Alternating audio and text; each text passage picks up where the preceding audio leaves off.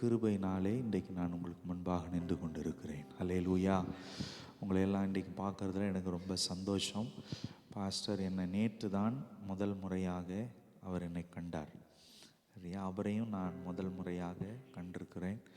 என்னை குறித்தும் அவர் கேள்விப்பட்டிருக்கிறார், அவரை குறித்தும் நான் கேள்விப்பட்டிருக்கிறேன். ஆனால் நேற்று தான் நாங்கள் ஒருவரை ஒருவர் நாங்கள் கண்டு கொண்டோம். அதனால் பாஸ்டரை பற்றியும் எனக்கு ரொம்ப அதிகமாக தெரியாது, பர்சனலாக தனிப்பட்ட விதத்தில். என்னை குறித்தும் ரொம்ப அதிகமாக அவருக்கு தனிப்பட்ட விதத்தில் தெரியாது. எங்களை அறிமுகப்படுத்தின ஒருவரை ஒருவர் அறிமுகப்படுத்தின போதகர் இன்னொருவர். அவர் ஒரு நல்ல ஒரு தேவ மனிதர். அவர் அறிமுகத்தினாலே அவரோடு கொண்டிருக்கிற அந்த அன்பு, அந்த ஐக்கியத்தின் நிமித்தமாக நாங்கள் ஒருவரை ஒருவர் ஏற்றுக்கொண்டோம். குறிப்பாக அவர் என்னை ஏற்றுக்கொண்டார். இந்த நாளில் நான் இங்கே வரும்படியாக கர்த்தர் கிருபை செய்திருக்கிறார். கர்த்தருடைய நாமத்துக்கு மகிமை உண்டாவதாக. இந்த நாளில் கர்த்தர் நம் மத்தியிலே வெளிப்பட்டிருக்கிறார், இன்னும் வெளிப்பட போகிறார். எத்தனை பேர் விசுவாசிக்கிறீங்க? ஆண்டவர் பெரிய காரியங்களை செய்வாராக. ஆமேன், ஹல்லேலூயா. ஒரு நிமிஷம் எல்லாரும் கண்களை மூடி ஹல்லேலூயா ஸ்தோத்திரம்.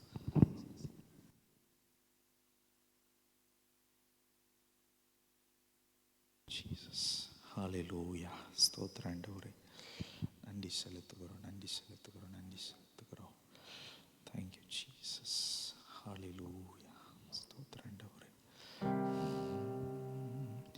துதி பலிய செலுத்த வந்தோம் ஏசையா, உம்மை ஆராதிக்க கூடி வந்தோம் ஏசையா. துதி பலிய செலுத்த வந்தோம் ஏசையா, உம்மை ஆராதிக்க கூடி வந்தோம் ஏசையா. நீர் உயர்ந்தவர், நீர் வல்லவர், நீர் உயர்ந்தவர், நீர் வல்லவர். உலகை ஆளும் தெய்வம் நீரே, இந்த உலகை ஆளும் தெய்வம் நீரே.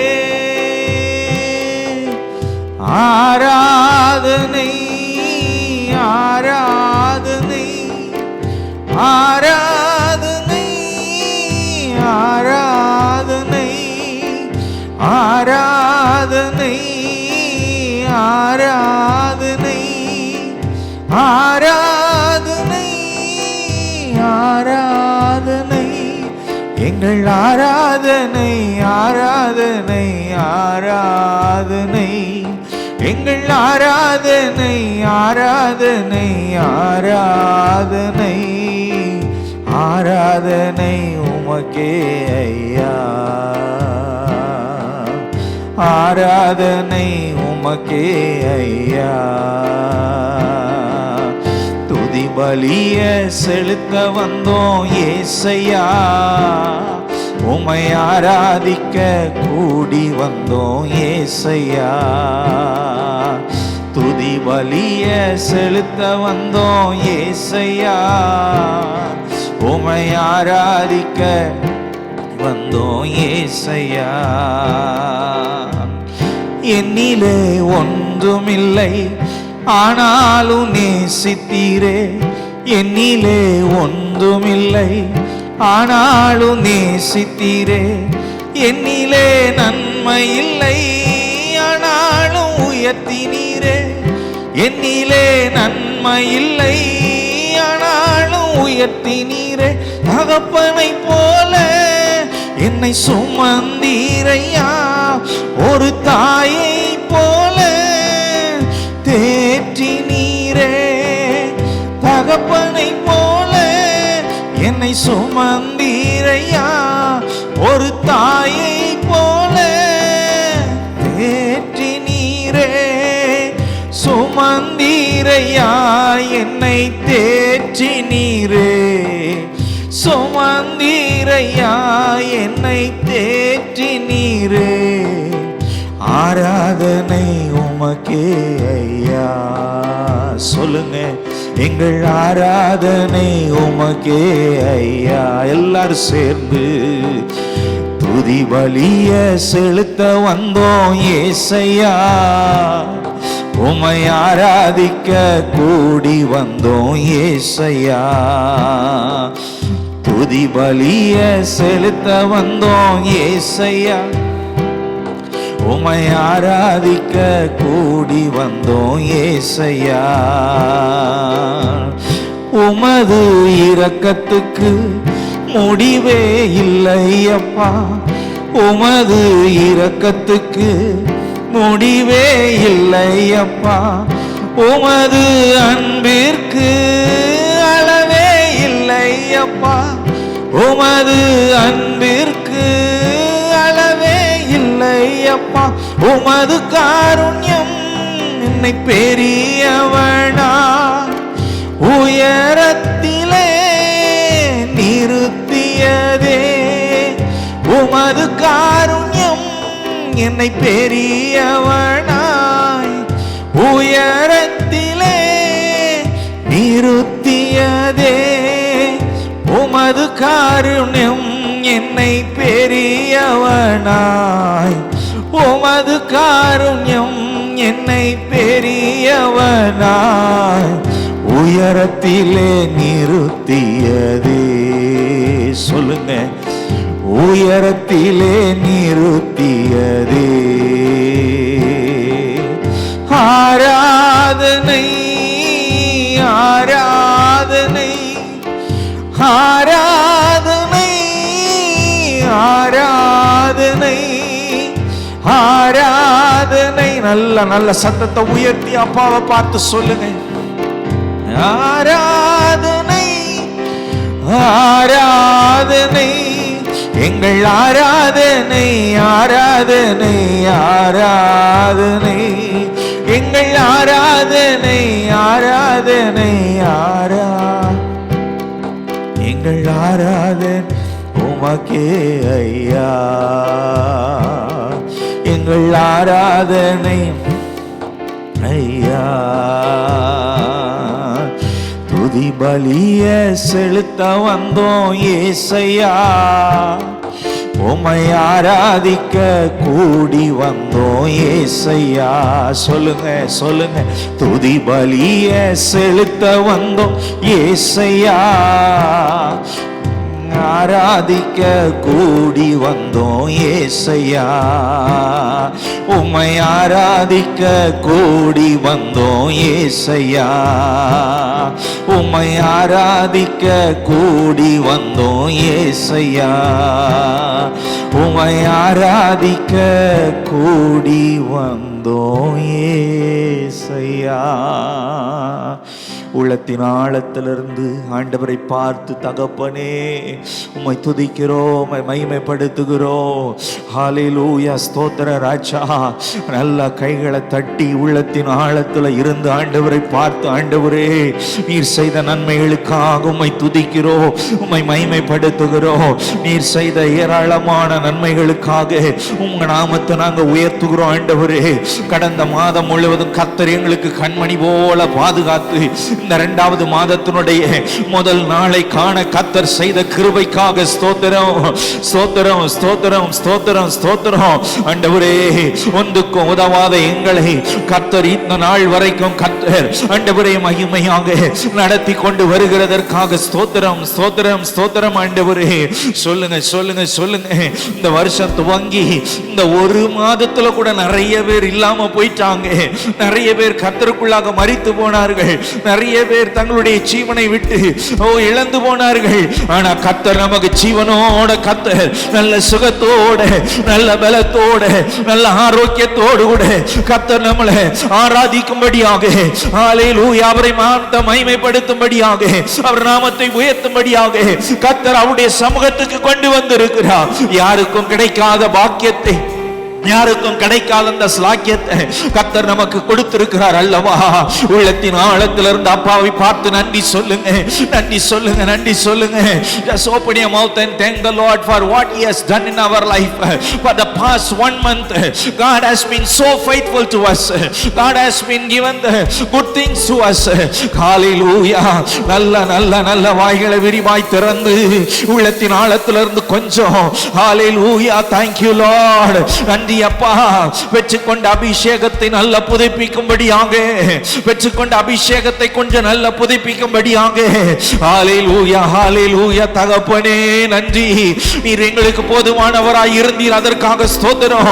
நீர் எங்களுக்கு ஆண்டவரே போதுமானவராக இருந்தீர், கொடுத்த நல்ல ரட்சிப்புக்காக ஸ்தோத்திரம் ஆண்டவரே.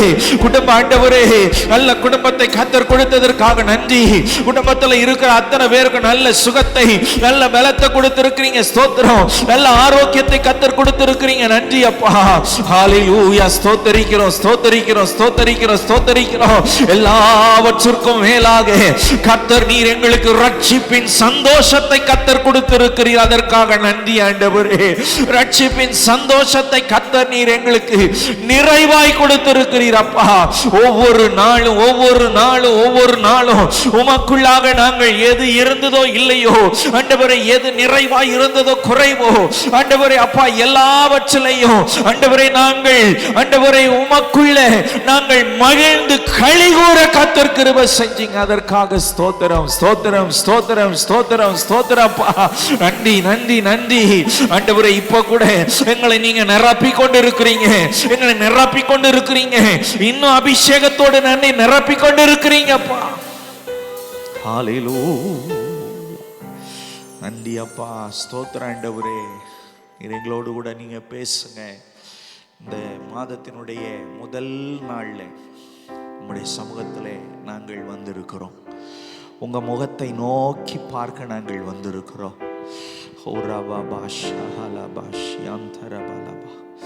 Thank you Jesus. கர்த்தாவே, உம்முடைய சத்தத்தை கேட்க நாங்கள் வந்திருக்கிறோம். ஒரு மனிதனுடைய சத்தத்தை கேட்க நாங்கள் வரவில்லை, உம்முடைய சத்தத்தை கேட்க நாங்கள் ஓடோடி வந்திருக்கிறோம். நீர் எங்களோடு கூட பேசும், நீர் எங்களோடு கூட நீங்க இடைப்படி தாழ்த்தி ஒப்பு கொடுக்கிறோம். உங்க நாமம் மகிமைப்படுவதாக. இயேசுவின் விலையேறப்பட்ட நாமத்தில் நாங்கள் ஜெபிக்கிறோம் பரலோக நல்ல பிதாவே, ஆமென் ஆமென். கர்த்தர் நல்லவர். மறுபடியும் ஒரு விஷயம் கூட இயேசு கிறிஸ்துவின் நாமத்தில் உங்களுக்கு என் அன்பின் வாழ்த்துக்களை தெரிவித்துக் கொள்கிறேன். என்னை ஏற்றுக்கொண்டதுக்காக, எனக்கு இந்த வாய்ப்பை கொடுத்ததுக்காக பாஸ்டருக்கு நான் நன்றி செலுத்துகிறேன். கர்த்தர் நல்லவர். என்னுடைய பெயர் கிப்சன் சாமுவேல். நான் சென்னையில் நான் இருந்தாலும், என்னுடைய குடும்பம் வீடெல்லாம் சென்னையில் இருந்தாலும் கடந்த ஒரு 4 வருடங்களாக நான் வட இந்தியாவில் ஊழியம் செய்கிறேன். பெரும்பாலான எனக்கு அதற்கு முன்பாக நான் ஒரு 4 வருஷம் முழு நேரமாக சென்னையில் இருந்து தமிழ்நாட்டில் இன்னும் தமிழர்கள் இருக்கிற தேசங்களுக்கு போய் ஒரு சுவிசேஷகனாக இந்த மாதிரி வந்து திருச்சபைகளுக்கு போய் அழைக்கப்படுகிற இடத்துல நான் என்னுடைய ஊழியத்தை நிறைவேற்றி கொண்டிருந்தேன். ஆனால் ஆண்டவர் என்னோடு கூட பேசி அறியப்படாத மக்களுக்கு, அறியப்படாத தேவனாகிய என்னை நீ போய் சொல்ல வேண்டும் என்று சொன்ன பொழுது எனக்கு லாபமாக இருந்த எல்லாவற்றையும் ஊழிய காரியங்களை சொல்கிறேன். அப்போ அந்த லாபமாக இருந்த எல்லாவற்றையும் எனக்கு நஷ்டம் என்று சொல்லி நான் அதை விட்டு ஆண்டவருக்காக, ஆண்டவரை அறியாத மக்களுக்கு மத்தியில் போய் 1% கூட, ஒருவர் கூட கிறிஸ்தவர்களாக இல்லாத கிராமங்களை தேடி தேடி அலைந்து கடந்த 4 வருடமாக இந்தியா முழுவதுமாக எல்லா மாநிலங்களுக்கும் நான் போயிருக்கிறேன். போய் கிட்டத்தட்ட ஒரு 700-800 கிராமங்களுக்கு இதுவரைக்கும் பயணம் செய்து ஊழியம் செய்திருக்கிறோம். இப்போ அதில் ஒரு 6 மாநிலங்களில் நாங்கள் தொடர்ந்து அங்கே அந்த மிஷன் ஃபீல்டு அப்படின்னு சொல்லுவாங்க, பணித்தளம் என்று சொல்லுவார்கள், அருட்பணித்தளம் என்று சொல்லுவார்கள். இப்போ சபைக்குள்ளே செய்கிற ஊழியம் அப்படின்னு பார்த்திங்கன்னா அது திருப்பணி, சபைக்கு வெளியே செய்கிறது அது அருட்பணி அப்படின்னு சொல்லுவாங்க. இப்போ அந்த அருட்பணிகளை செய்து கொண்டு கிட்டத்தட்ட இப்போதைக்கு நான் நிறைய இடங்கள் அவுட்ரீச் பண்ணியிருக்கிறோம். ஒரு 26 மிஷினரிகளை அங்கே இருந்து எழுப்பி ஒரு 80 கிராமங்களை நாங்கள் 83 கிராமத்தில் வீட்டு கூட்டம் நடத்தி கொண்டிருக்கிறோம்.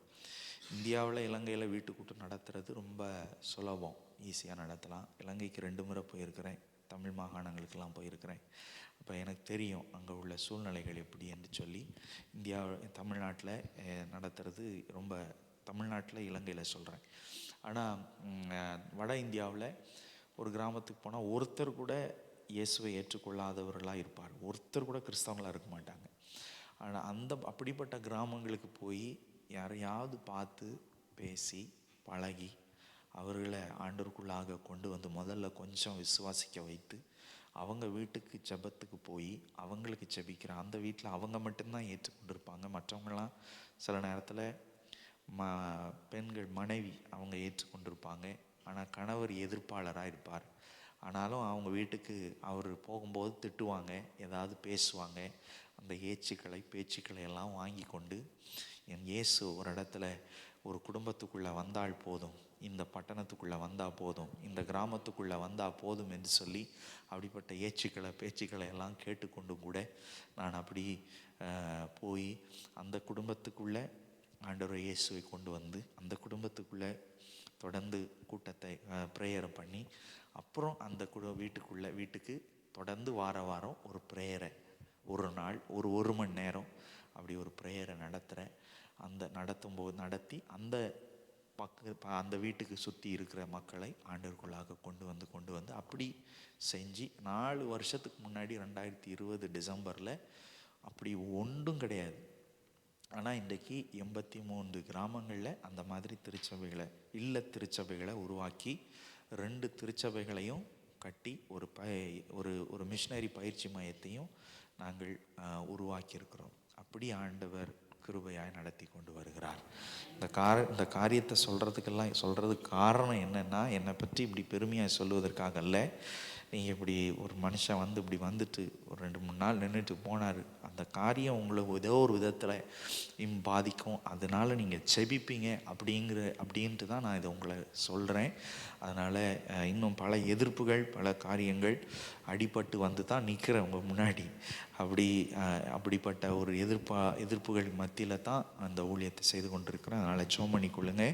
கர்த்தர் நல்லவர். இந்த நாளுக்காக, இந்த நாளில் இந்த தேவனுடைய சமூகத்தில் இந்த முதல் நாள், மாதத்தினுடைய முதல் நாள், நான் அவங்களோடு கூட நின்று ஆண்டவருடைய வார்த்தையை சொல்ல வேண்டும் என்று சொல்லி எனக்கு சொல்லப்பட்ட பொழுது நான் ஆண்டவருடைய சமூகத்தில் நான் ஜெபம் பண்ணினேன். ஆண்டவரே, இந்த நாளில் நான் என்ன பேச வேண்டும், என்ன காரியத்தை நான் சொல்ல வேண்டும், நீர் என்ன பேச விரும்புகிறீர் அப்படின்னு சொல்லிட்டு கொஞ்ச நேரம் நான் ஜெபித்த போது ஆண்டவர் எனக்கு ஒரு வார்த்தையை கர்த்தர் எனக்கு காண்பித்தார். பொதுவாக நான் ஒவ்வொரு மாதத்தினுடைய கடைசி ஒரு சில நாட்கள் ஆண்டவருடைய சமூகத்தில் உட்கார்ந்து ஆண்டவர் செய்த நன்மைகளை எல்லாம் நினைத்து அந்த மாதத்தில் கர்த்தர் எப்படி நடத்தினார் என்று சொல்லி நான் அதை யோசித்து ஆண்டவருக்கு நன்றி சொல்லி நான் ஆண்டவரை துதிப்பது வழக்கம். அதுபோல் நான் ஆண்டவருடைய சமூகத்திலிருந்து செபித்து ஒரு வழி நடத்துதலுக்காக இந்த மாதம் ஆண்டவரே நீங்கள் எப்படி என்னை வழி நடத்த போகிறீங்க, எப்படி என்னை ஆண்டவர் நடத்த போகிறீங்கன்னு சொல்லி கேட்கும் பொழுது ஆண்டவர் ஏதோ ஒரு சில வார்த்தைகளை கர்த்தர் எனக்கு காண்பித்து என்னை நடத்துவார். எனக்கு வார்த்தைகளை பெற்று தான் எனக்கு வாழ்கிறது பழக்கம். ஆண்டவரை என்றைக்கு நான் ஏற்றுக்கொண்டேனோ அன்றையிலிருந்து வேறு எதையும் நம்ப மாட்டேன், மனிதனுடைய வார்த்தையை நம்ப மாட்டேன், வேறு எந்த காரியத்தையும் நம்ப மாட்டேன். கர்த்தருடைய வார்த்தையை நம்பி தான் ஒவ்வொரு நாளும் ஆண்டவரே எனக்கு நீர் ஒரு வார்த்தையை தாரும், இந்த ஒரு காரியத்தை செய்ய சொல்கிறீரா, நீர் எனக்கு ஒரு வார்த்தையை தாரும். அப்படி வார்த்தையை கேட்டு தான் எனக்கு வாழ்ந்து பழக்கம்.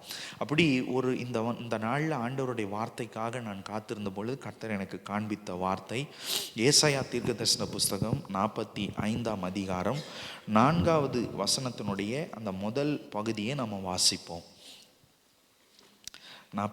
ஏசாயா தீர்க்கதரிசன புஸ்தகம் 45ஆம் அதிகாரம் 4வது வசனத்தில் இப்படி சொல்லப்பட்டிருக்கிறது. வெண்கல கதவுகளை உடைத்து இருப்பு தாழ்பால்களை முறித்து அந்தகாரத்தில் இருக்கிற பொக்கிஷங்களையும் ஒளிப்பிடத்தில் இருக்கிற புதையல்களையும் உனக்கு கொடுப்பேன்.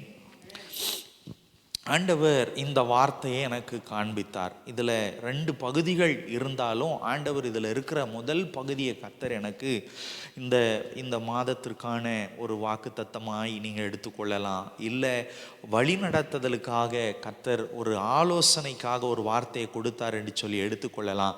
ஆனால் ஆண்டவர் எனக்கு முதல்ல தனிப்பட்ட விதத்தில் பேசினார். இன்றைக்கு உங்களோடும் கூட கர்த்தர் பேசுவார் என்று சொல்லி நான் விசுவாசிக்கிறேன். வெண்கல கதவுகளை உடைத்து இருப்பு தாழ்பால்களை முறித்து அந்தகாரத்தில் இருக்கிற பொக்கிஷங்களையும் ஒளிப்பிடத்தில் இருக்கிற புதையல்களையும் உனக்கு கொடுப்பேன். இன்றைக்கு ஆண்டவர் நம்மை பார்த்து இந்த வார்த்தையை சொல்லுகிறார். பல 1000 வருஷங்களுக்கு முன்பாக ஒரு தனி மனிதனை பார்த்து ஆண்டவர் சொன்ன ஒரு வார்த்தையை இன்றைக்கு உங்களையும் என்னையும் பார்த்து கர்த்தர் சொல்லுகிறார். நான் வெண்கல கதவுகளை உடைத்து இருப்பு தாழ்பால்களை முறித்து அந்தகாரத்தில் இருக்கிற பொக்கிஷங்களையும் ஒளிப்பிடத்தில் இருக்கிற புதையல்களையும் உனக்கு நான் கொடுப்பேன். இதுவரைக்கும் ஏதோ ஒரு ஆசீர்வாதத்தை எதிர்பார்த்து அது அடைக்கப்பட்டு போய், இல்லை உங்களுடைய கண்களுக்கு மறைவாக ஏதோ ஒரு இடத்துல அது இருந்து உங்கள் கண்களுக்கு தென்படாமல் ஏதோ ஒரு ஆசீர்வாதத்துக்காக நான் காத்திருக்கிறேன், அதை நான் ட்ரை பண்ணுறேன், முயற்சி பண்ணுகிறோம், அந்த ஆசீர்வாதம் இன்னும் எங்களுக்கு கிடைக்கலை, அந்த ஆசீர்வாதம் எங்களுக்கு இன்னும் தென்படலை அப்படின்னு சொல்லிட்டு ஒருவேளை மறைவாய் உங்கள் கண்களுக்கு தென்படாமல் காணப்படலாம். இந்த நாளில் நீங்கள் கேட்கிற இந்த வார்த்தை கேட்கிற உங்களை பார்த்து ஆண்டவர் சொல்கிறாரு, எப்படிப்பட்ட காரியமாக இருந்தாலும் சரி, எப்படிப்பட்ட ஆசீர்வாதம் உங்கள் கண்களுக்கு மறைவாக அந்தகாரத்தில் ஒளித்து வைக்கப்பட்டிருந்தாலும் சரி, அது கதவை பூட்டி வைத்து அடைக்கப்பட்டிருந்தாலும் சரி, ஆண்டவருடைய கரம் இந்த நாட்களில் கர்த்தர் வெளிப்படுத்த போகிறார். ஆண்டவருடைய கரம் வெளிப்பட போகிறது. உங்களுடைய குடும்பத்தில் ஆண்டவருடைய கரம் வெளிப்பட்டு அந்த எந்தெந்த ஆசீர்வாதத்துக்கு எல்லாம் பூட்டப்பட்டு காணப்படுகிறதோ, எந்தெந்த காரியம் எல்லாம் அடைக்கப்பட்டு காணப்படுகிறதோ, வெண்கல கதவை போல இருப்பு தாழ்பால்களை போல ரொம்ப ஸ்ட்ராங்காக நீங்கள் பெற்றுக்கொள்ளக்கூடாதபடிக்கு ஏதோ பிசாசு உங்களை மறைத்து வைத்திருக்கிறான் அப்படின்ற மாதிரி இருக்குதோ, அது எல்லாவற்றையும் கர்த்தருடைய கரம் உடைத்து எரிய போகிறது. அது எல்லாவற்றையும் கர்த்தர் இன்றைக்கு ஆண்டவர் உடைத்து, ஆண்டவர் அதை முறித்து, கர்த்தர் உங்களுக்குரிய ஆசீர்வாதத்தை கர்த்தர் உங்கள் கைகளில் எடுத்து கர்த்தர் கொடுக்க போகிறார். எத்தனை பேர் விசுவாசிக்கிறீங்க? எத்தனை பேர் நம்புறீங்க? ஆண்டவருடைய கரத்தை உங்களுடைய கண்கள் பார்க்க போகிறது. ஆண்டவருடைய கரத்தினுடைய செயல்பாடுகளை உங்களுடைய கண்கள் பார்க்க போகிறது. ஆண்டவருடைய கரத்தினுடைய கிரியைகளை உங்களுடைய கண்கள் பார்க்க போகிறது. இதுவரைக்கும் அந்த கரம் சும்மா இருந்திருக்கலாம் உங்கள் வாழ்க்கையில்.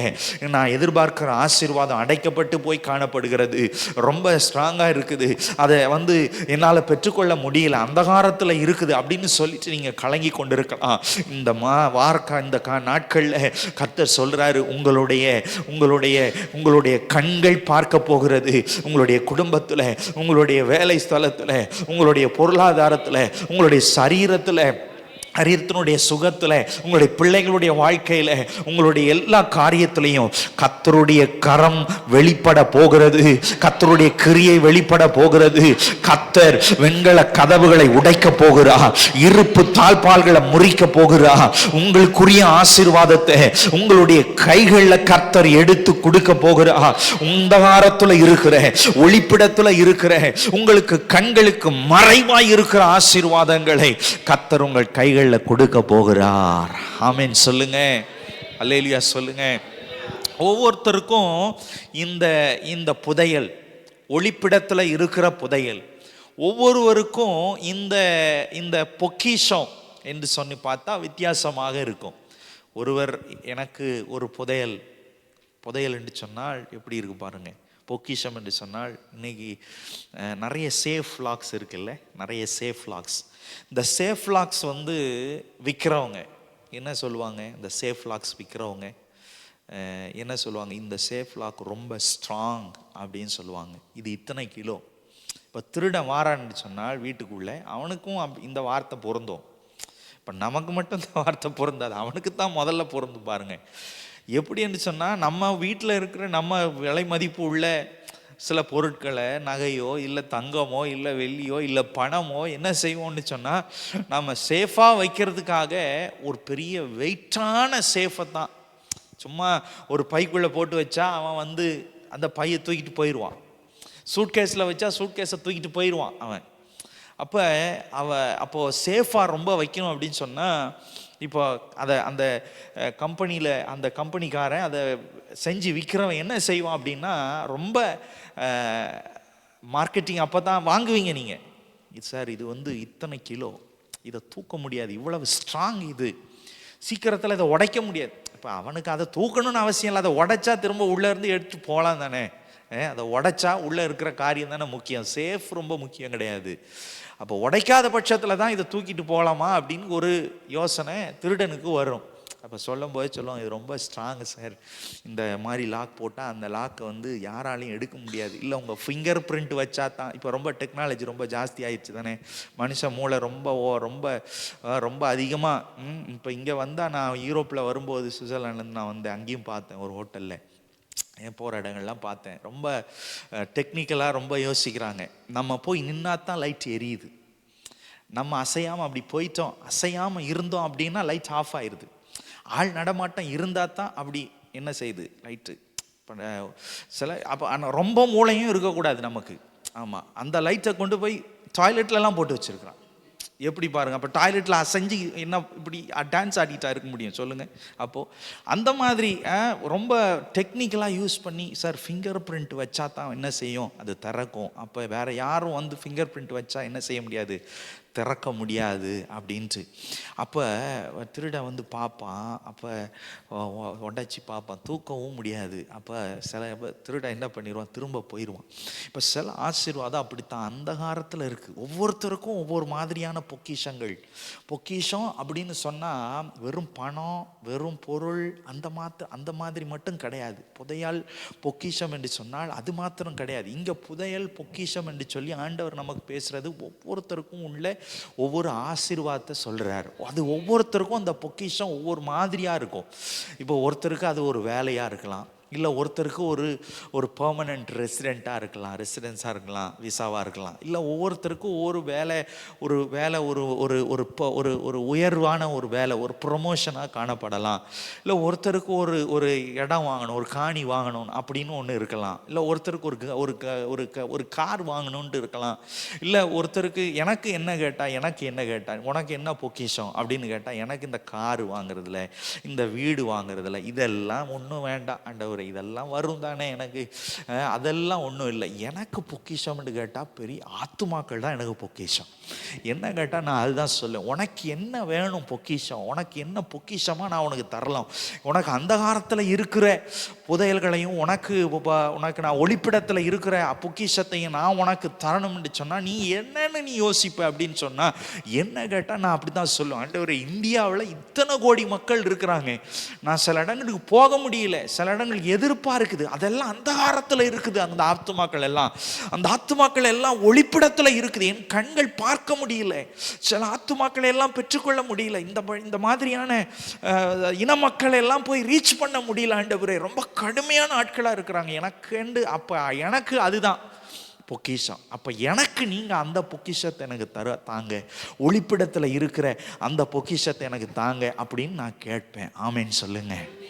இப்போ ஒவ்வொருத்தருக்கும் ஆண்டவர் அப்படிப்பட்டதான காரியத்தை கர்த்தர் வைத்திருக்கிறார். அப்போது அது அடைக்கப்பட்டிருந்தாலும் பூட்டப்பட்டிருந்தாலும் ஆண்டவர் இந்த நாட்களில் கர்த்தர் சொல்கிறார், இந்த மாதத்தில், இந்த வாரத்தில், இந்த நாட்களில் கர்த்தர் சொல்கிறாரு, அந்த வெண்கல கதவுகளை எல்லாம் நான் உடைப்பேன். இதுவரைக்கும் உனக்கு பூட்டப்பட்டிருந்த கதவுகள் எல்லாம் உடைக்கப்பட போகிறது. இப்போ திறக்கிறதெல்லாம் இல்லை, இனிமேல் உனக்கு திறக்க நினைச்ச நாட்கள் எல்லாம் போச்சு. ஆனா இதுக்கு மேல நான் உனக்கு உடைச்சி அந்த கதவுக்கு முன்னாடி நின்று கொண்டு, இந்த காரியம் எனக்கு நடக்குமா, இந்த ஆசீர்வாதம் எனக்கு கிடைக்குமா, நான் அடுத்த நிலைமைக்கு போயிட முடியாதான்னு எதிர்பார்த்து கொண்டிருக்கிற எல்லா காரியத்திற்கும் ஆண்டவர் சொல்றாரு, என் கரத்தை நான் நீட்டி அந்த கதவுகளை எல்லாம், இரும்பை போல வெண்கலத்தை போல இருக்கிற எல்லா கதவுகளையும் நான் உடைத்து அந்த இருப்பு தாழ்பால்களை எல்லாம் நான் முறித்து நான் உன்னை நான் அது வழியா பிரவேசிக்க செய்ய போகிறேன். உனக்குரிய ஆசீர்வாதத்தை உன் கண்கள் பார்க்க போகிறது. உனக்குரிய உன் குடும்பத்துக்குரிய ஆசீர்வாதங்களை உங்களுடைய கண்கள் பார்க்க போகிறது என்று சொல்லி ஆண்டவர் சொல்லுகிறார். அல்லேலூயா சொல்லுங்க.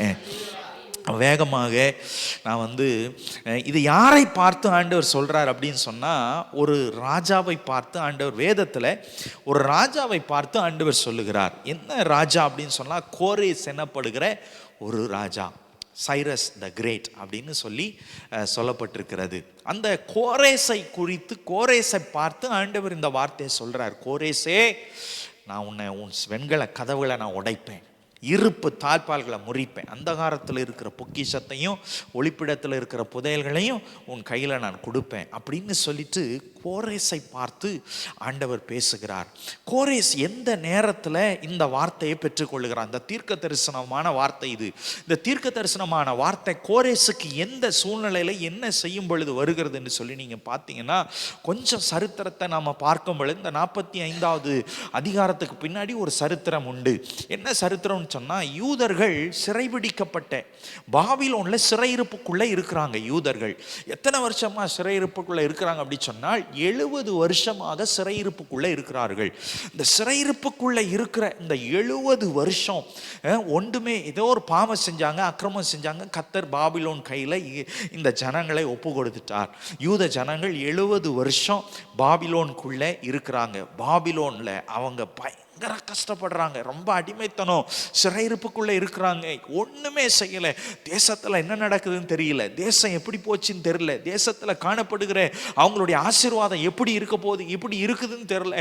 அப்பதான் பாத்தீங்க அப்படின்னா இந்த ராஜா வருகிறான். அதற்கு முன்னாடி எத்தனையோ ராஜாக்கள் வந்தாலும் இந்த ராஜாவுக்கு இவனுக்கு வரும் பொழுது கர்த்தர் தைரியமாய் வருகிறான். எப்படியாவது இந்த ஜனங்களை நான் விடுவிப்பேன், எப்படியாவது இந்த ஜனங்களை நான் பாபிலோன்ல இருந்து கொண்டு வருவேன் சொல்லிட்டு வருகிறான். அவன் மூலமா கர்த்தர் கொண்டு வரவும் செய்கிறார். ஆமென் சொல்லுங்க. இன்னைக்கு சில ஆசீர்வாதம் அப்படி லாக் பண்ணப்பட்டிருக்கிற ஆசீர்வாதம், சிறையிருப்புக்குள்ள ஆசீர்வாதம், எல்லா சிறையிருப்புகளையும் கர்த்தர் மாற்றி உங்களுக்குள்ள கர்த்தர் கொடுக்க போகிறார். எத்தனை பேர் ஆமென் சொல்றீங்க? 4 காரியத்தை நான் உங்களுக்கு 3-4 காரியம் டைம் எப்படி இருக்குதோ பார்த்து நான் உங்களுக்கு சொல்ல போகிறேன். சும்மா சில காரியத்தை கர்த்தர் நமக்கு உடைத்து கையில் கொடுக்க மாட்டார். யாரும் ரோட்டில் சும்மா போகிற ஆட்களுக்கெல்லாம் கர்த்தர் இப்படி உடைச்சி கையில் கொடுக்க மாட்டார். பாருங்க, நம்ம பேசும்போது ரொம்ப நல்லா இருக்கும். கர்த்தர் உங்களுக்கு வெண்கல கதவுகளை உடைப்பார், இருப்பு தாழ்பால்களை முடிப்பார். நான் கொஞ்சம் ப்ராக்டிக்கலாக யோசிக்கிற ஆள், சரியா? ரொம்ப சும்மா அப்படி உங்களை உற்சாகப்படுத்துகிற மாதிரி அப்படி கர்த்தர் உங்களை அப்படி ஆசீர்வதிப்பார், அப்படி உயர்த்துவார். அதெல்லாம் நல்லா தான் இருக்கும். கேட்கும்போது அப்பா சூப்பர் அப்படின்னு சொல்லி நல்லா அப்படி கேட்கும்போது கர்த்தர் என் கூட பேசுகிறார். இன்னைக்கு என் கூட ஆண்டவர் இடைப்பட்டுச்சார், இன்னைக்கு ஆண்டவருடைய வார்த்தை வெளிப்பட்டுட்டு தானே அப்படின்னு சொல்லிட்டு. ஆனால் போன உடனே இப்போ நல்லா சொல்லுவீங்க என்னை பற்றி, ஆண்டவர் பிரதர் நல்லா பேசுனீங்க, நான் கர்த்தர் நல்லா பேசினார், நல்லா இடைப்பட்டார், எனக்கு நல்ல வார்த்தை இன்னைக்கு வந்துச்சு உங்க மூலமா, பிரசங்கம் நல்லா இருக்கு எல்லாம் சொல்லுவீங்க. ஆனா ஒரு 10 நாள் இல்லை 1 மாசம் கழிச்சு என்ன திட்டுவீங்க. என்னையா அந்த ஆள் பேசினாவன், ஏதோ பேசினா வெண்கல கதை உடையுமா, இருப்பு தாழ்பால் முறியுமா, ஏதோ அந்தகாரத்தில் இருக்கிற பொக்கிஷம் கையில் கொடுப்பாருன்னு சொன்னா ஒன்று வந்த காலம் இல்லையே, வந்த மாதிரி இல்லையேன்னு சொல்லி திட்டுவீங்க. அப்போது நான் கொஞ்சம் ப்ராக்டிக்கலாக யோசிக்கக்கூடிய ஆள். ஆண்டவராக இருந்தாலும் சரி, யாராக இருந்தாலும் சரி, எனக்கு ஆண்டவரே நீங்கள் சொல்கிறீங்க எல்லாம் ஓகே தான், ஆனால் நடக்கணும் என்று சொன்னால் என்ன செய்யணும், நடக்கணும் என்று சொன்னால் என்ன பண்ணணும், நான் எப்படி இருக்கணும், ஒருவேளை எனக்கிட்ட எதுவும் பிரச்சனை இருக்கா, இல்லை உங்ககிட்ட எதுவும் பிரச்சனை இருக்கா? இப்போ பூட்டு இருக்குது, சாவி இருக்குது. ஒன்று கையில் சாவி இருக்கும், சரியாக பூட்டக்கூடிய ஆளாக தான், பூட்டோடைய சாவியாக தான் இருக்கும். ஒன்று பூட்டில் பிரச்சனையாக இருக்கும், இல்லை பூட்டை திறக்கக்கூடிய ஆளில் பிரச்சனையாக இருக்கும். சாவி நம்ம கையில் கொடுத்து நீ போய் அந்த பூட்டை திறந்தாலும், பாஸ்டர் என்ன காலில் மேலேருந்து வர சொன்னார், நான் தான் அந்த வீட்டு வழியாக தான் உள்ள மேலே போனேன். நான் எனக்கு படி தெரிஞ்ச மடெல்லாம் கீழே இறங்கிட்டேன். கீழே இறங்கி போனால் கதவு வரும்னு எனக்கு தெரியும், அவ்வளோதான். அப்படித்தான் நினச்சி மேலே இருக்கிற ஒரு என் கூட இருந்த அந்த அந்த அந்த அந்த அந்த பிரதர் சொன்னார், கீழே போங்க அப்படின்னாரு. நான் நேத்தானே வந்திருக்கிறேன், இப்போ படி தெரிஞ்ச இடமெல்லாம் நமக்கு வழி தாண்டு படி இறங்கி போயிட்டே இருக்கிறேன். நான் படி முடிஞ்ச இடம் வழி வந்துடும் நினச்சேன் வெளியே. அப்புறம் போய் அண்டர் கிரவுண்ட், என்னடா அது ஒரே சைக்கிள் நிற்கிது. அப்போ இந்த சைக்கிள் எடுத்து போகணும், ஒன்று காண எனக்கு விளங்கலை எனக்கு. அதுக்கப்புறம் தான் சரி ஒரு 2-3 ஸ்டெப் எடுத்து வந்து பார்த்தேன். இருக்கிற கதவெல்லாம் திறந்து பார்ப்போம், ஏதாவது ஒரு கதவுல வழி தெரியும் தானே நமக்கு. அப்போ எல்லா கதவையும் திறந்து பார்க்குறேன். ஒன்று கிச்சன், ஒன்று சாதாரண இடம். அப்போ இன்னொரு கதவு வெளியே இந்த பக்கம் ஒரு கதவு, அதை திறந்து பார்த்தோன்னே தான் அப்போ வெளிச்சம் வந்துச்சு. அப்போ கதவு பூட்டு சாவி எல்லாம் கரெக்டாக தான் இருக்குது. அப்போ போகக்கூடிய திறக்கக்கூடிய ஆள் தான் என்ன பண்ணலை, சரியில்லை. சரியில்லை என்று சொன்னால் விவரம் பத்தலை. எப்படி விவரம் பத்தலை. அந்த விவரம் மட்டும் சரியாக வந்துருச்சு அப்படின்னா நம்ம திறக்கக்கூடிய கதவு, எந்த கதவை திறந்தாலும் நமக்கு வழிவாசலை கர்த்தர் கொடுப்பார், நமக்கு ஆசீர்வாதத்தை கர்த்தர் கொடுப்பார். அல்லேலூயா சொல்லுங்க.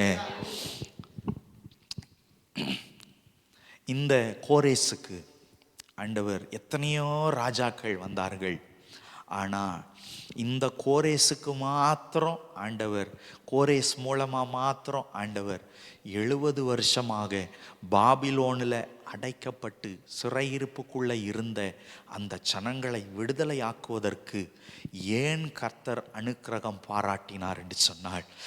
ஏன் ஆண்டவர் 70 வருஷம் இருந்த மற்ற ராஜாக்களுக்கு இல்லாத ஒரு ஒரு ஒரு வராத தீர்க்க தரிசனம் இவருக்கு மாத்திரம் ஏன் வந்துச்சுன்னு சொன்னா, இந்த கோரேஸ் சாதாரணமான ராஜா அல்ல, அபிஷேகம் பண்ணப்பட்ட ராஜா. அல்லேலூயா சொல்லுங்க. இந்த முதல் வசனத்தை வாசிப்பீர்கள் என்று சொன்னால், கர்த்தராகிய நான் அபிஷேகம் பண்ணப்பட்ட கோரேசுக்கு முன்பாக என்று சொல்லப்பட்டிருக்கிறது. கர்த்தராகிய நான் அபிஷேகம் பண்ணப்பட்ட கோரேசுக்கு முன்பாக. அவன் அபிஷேகத்தோடு கூட போய் நிற்கிறான். அபிஷேகம் பெற்ற மனுஷனுக்கு முன்பாக எந்த ஒரு கதவும் பூட்டப்பட்டிருக்காது. ஆமீன் சொல்லுங்க. அபிஷேகத்தோடு கூட போய் நிற்கும் பொழுது தோல்வி வராது. அபிஷேகத்தோடு கூட போய் நிற்கும் பொழுது நம்ம முன்பாக கதவுகள் பூட்டப்பட்டிருக்காது. அபிஷேகத்தோடு கூட நம்ம நிற்கும் பொழுது நமக்கு எந்த காரியத்திலையும் தோல்வி ஏற்படாது, ஏமாற்றம் ஏற்படாது. அபிஷேகத்தோடு கூட நிற்கும் பொழுது கட்டுண்டவர்களை விடுதலையாக்க முடியும். அபிஷேகத்தில் கூட போய் நிற்கும் பொழுது சிறையிருப்புக்குள்ள இருக்கிற ஜனங்களை விடுதலையாக்க முடியும். அபிஷேகத்தோடு கூட நிற்கும் பொழுது நமக்கு எல்லா காரியத்தையும் நாம சாதிக்க முடியும். அபிஷேகம் அபிஷேகம் அபிஷேகம் நுகத்தை முறிக்கும். அபிஷேகம் பயத்தை நீக்கும். அபிஷேகத்தோடு கூட அபிஷேகம் பண்ணப்பட்ட மனுஷனுக்கு முன்பாக பிசாசு நிற்க மாட்டான். அபிஷேகம் பண்ணப்பட்ட மனுஷனுக்கு முன்பாக எந்த ஒரு காரியமும் அவனுக்கு விரோதமாக செயல்படாது. அபிஷேகம் அபிஷேகம் அபிஷேகம் அபிஷேகம். இந்த அபிஷேகம் பண்ணப்பட்டவனுக்கு ஆண்டவர் இன்ட்ரடக்ஷனே எப்படி கொடுக்கிறார் என்று சொன்னால், கர்த்தராகிய நான் அபிஷேகம் பண்ணப்பட்ட கோரேசுக்கு முன்பாக ஜாதிகளை கீழ்ப்படுத்துவேன். எப்படி? ஜாதிகளை கீழ்ப்படுத்துவேன். ராஜாக்களின் இடைக்கட்டுகளை அவிழ்ப்பேன். அவிழ்க்கும்படிக்கு அவனுக்கு முன்பாக வாசல்கள் பூட்டப்படாதிருக்கும். கதவுகள் திறந்து வைக்கும்படிக்கு அவன் வலதுகையை பிடித்து நான் சொல்கிறேன், அவனுக்கு முன்பாக நான் போவேன். கோணல்களை நேராக்குவேன். அவனுக்கு கையை நான் பிடிப்பேன். அவனோடு கூட நான் இருப்பேன். அவன் செய்ய வேண்டிய காரியத்தை எல்லாம் நான் செய்வேன். அவனுக்கு முன்பாக போய் நான் தடைகளெல்லாம் நீக்கி போடுவேன். இன்னைக்கு நாம் பெற்றுக்கொண்ட அபிஷேகத்தை நாம் ஒவ்வொரு நாளும் புதுப்பித்து கொள்ள வேண்டும். அபிஷேகம் பெற்றுக்கொள்ளவில்லை என்று சொன்னால் பெற்றுக்கொள்ள வேண்டும். தேவனுடைய சமூகத்தில் இருந்து நாம் ஆண்டவருடைய சமூகத்தில் இருந்து அந்த அபிஷேகத்தை பெற்றுக்கொள்ள வேண்டும். இன்னைக்கு அபிஷேகத்துக்கு நிறைய திருச்சபைகள் நிறைய பேர் முக்கியத்துவம் கொடுக்கறது இல்லை. அபிஷேகம் வேண்டாம், அந்த அபிஷேகத்தில் நிரம்புறது, அந்நிய பாஷையில் பேசுறது, இப்படி எல்லாம் வேண்டாம் அப்படின்னு சொல்லி சிலர் நினைக்கிறார்கள். ஆனால் நாம் ஆவிக்குரிய திருச்சபையில் இருக்கிற நாம, கடைசி நாட்களில் இருக்கிற நாம கர்த்தருடைய வசனத்துக்கு நாம் செவி கொடுக்க வேண்டும். அபிஷேகத்தை பெற்றுக்கொள்ள வேண்டும். ஆண்டவருடைய சமூகத்தில் இருந்து கேட்டு பெற்றுக்கொள்ள வேண்டும். ஆண்டவரே உம்முடைய சமூகத்தில் நாங்கள் ஆண்டவரே உம்முடைய அபிஷேகத்தை எங்களுக்கு தாங்க அப்படின்னு சொல்லிட்டு நாம் கேட்டு பெற்றுக்கொள்ள வேண்டும். அல்லேலூயா சொல்லுங்க. அபிஷேகம் பெற்ற மனிதனுக்கும் அபிஷேகம் பெறாத மனுஷனுக்கும் நிறைய வித்தியாசங்கள் இருக்கும். அபிஷேகம் பண்ணப்பட்ட மனுஷனுடைய அனுபவங்களும் அபிஷேகம் படாத மனிதனுடைய அனுபவங்களும் வித்தியாசமாக இருக்கும். அபிஷேகம் பண்ணப்பட்டவனுடைய அந்த அந்த அந்த பேச்சு, அவனுடைய நடக்கை, அவனுடைய செயல்பாடுகள் எல்லாம் கொஞ்சம் வேற மாதிரி இருக்கும். ஆனால் அபிஷேகம் பண்ணப்படாத மனுஷனுடைய செயல்பாடுகள், பேச்சுக்கள், எல்லாம் நடக்கைகள் எல்லாம் வித்தியாசமாக இருக்கும். அல்லேலூயா சொல்லுங்க. நான் சொல்றேன், ஒரே ஒரு காரியம்தான் என்னை இங்கே கொண்டு வந்திருக்குது. ஒரே ஒரு காரியம்தான் என்னை இதுவரைக்கும் என்னை சக்சஸ்ஃபுல்லாக கொண்டு வந்திருக்குது. ஒரே ஒரு காரியம்தான் என்னை இதுவரைக்கும் என்னை நடத்தி கொண்டு வந்திருக்குதுன்னு சொன்னால் கர்த்தருடைய வார்த்தையும் என்னுடைய கர்த்தர் என்னை அபிஷேகம் பண்ணின அந்த அபிஷேகம் தான் என்னை இதுவரைக்கும் நடத்தி கொண்டு வந்திருக்கிறது. அல்லேலூயா சொல்லுங்க. அபிஷேகத்தோடு கூட போகும் பொழுது சில காரியத்தில் கர்த்தர் நம்ம வாழ்க்கையில் வாய்க்க பண்ணுவார். சில காரியம் நம்மளுக்கு என்ன காரியம் நமக்கு தேவையோ அது எல்லாவற்றிலையும் கர்த்தர் நமக்கு சக்ஸஸ்ஃபுல்லாக கர்த்தர் கொடுப்பார். அப்போது பார்த்தீங்க அப்படின்னா இந்த அபிஷேகத்தை பெற்றுக்கொள்வதற்கு நாம் நேரம் கொடுக்கணும். ஆமீன் சொல்லுங்கள். இந்த அபிஷேகத்தை நாம் பெற்றுக்கொள்வதற்காக நாம் தேவனுடைய சமூகத்தில் காத்திருந்து நாம் செபிக்க வேண்டும். இந்த காத்திருந்து செபித்து இந்த அபிஷேகத்தை பெற்றுக்கொண்டது மாத்திரம் அல்ல, ஒவ்வொரு நாளும் இந்த அபிஷேகத்தை புதுப்பித்து கொண்டே இருக்க வேண்டும். அல்லேலூயா.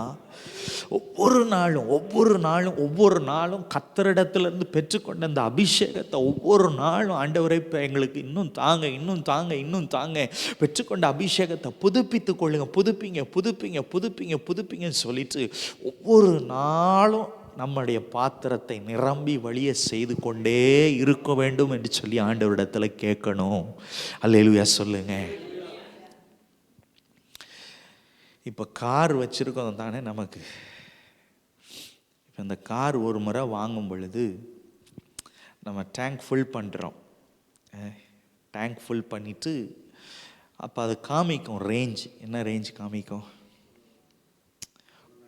ஒரு 700 கிலோமீட்டர்ஸ்னு காமிக்கும். அப்போது கொஞ்சம் வண்டி கொஞ்சம் வேறு மாதிரி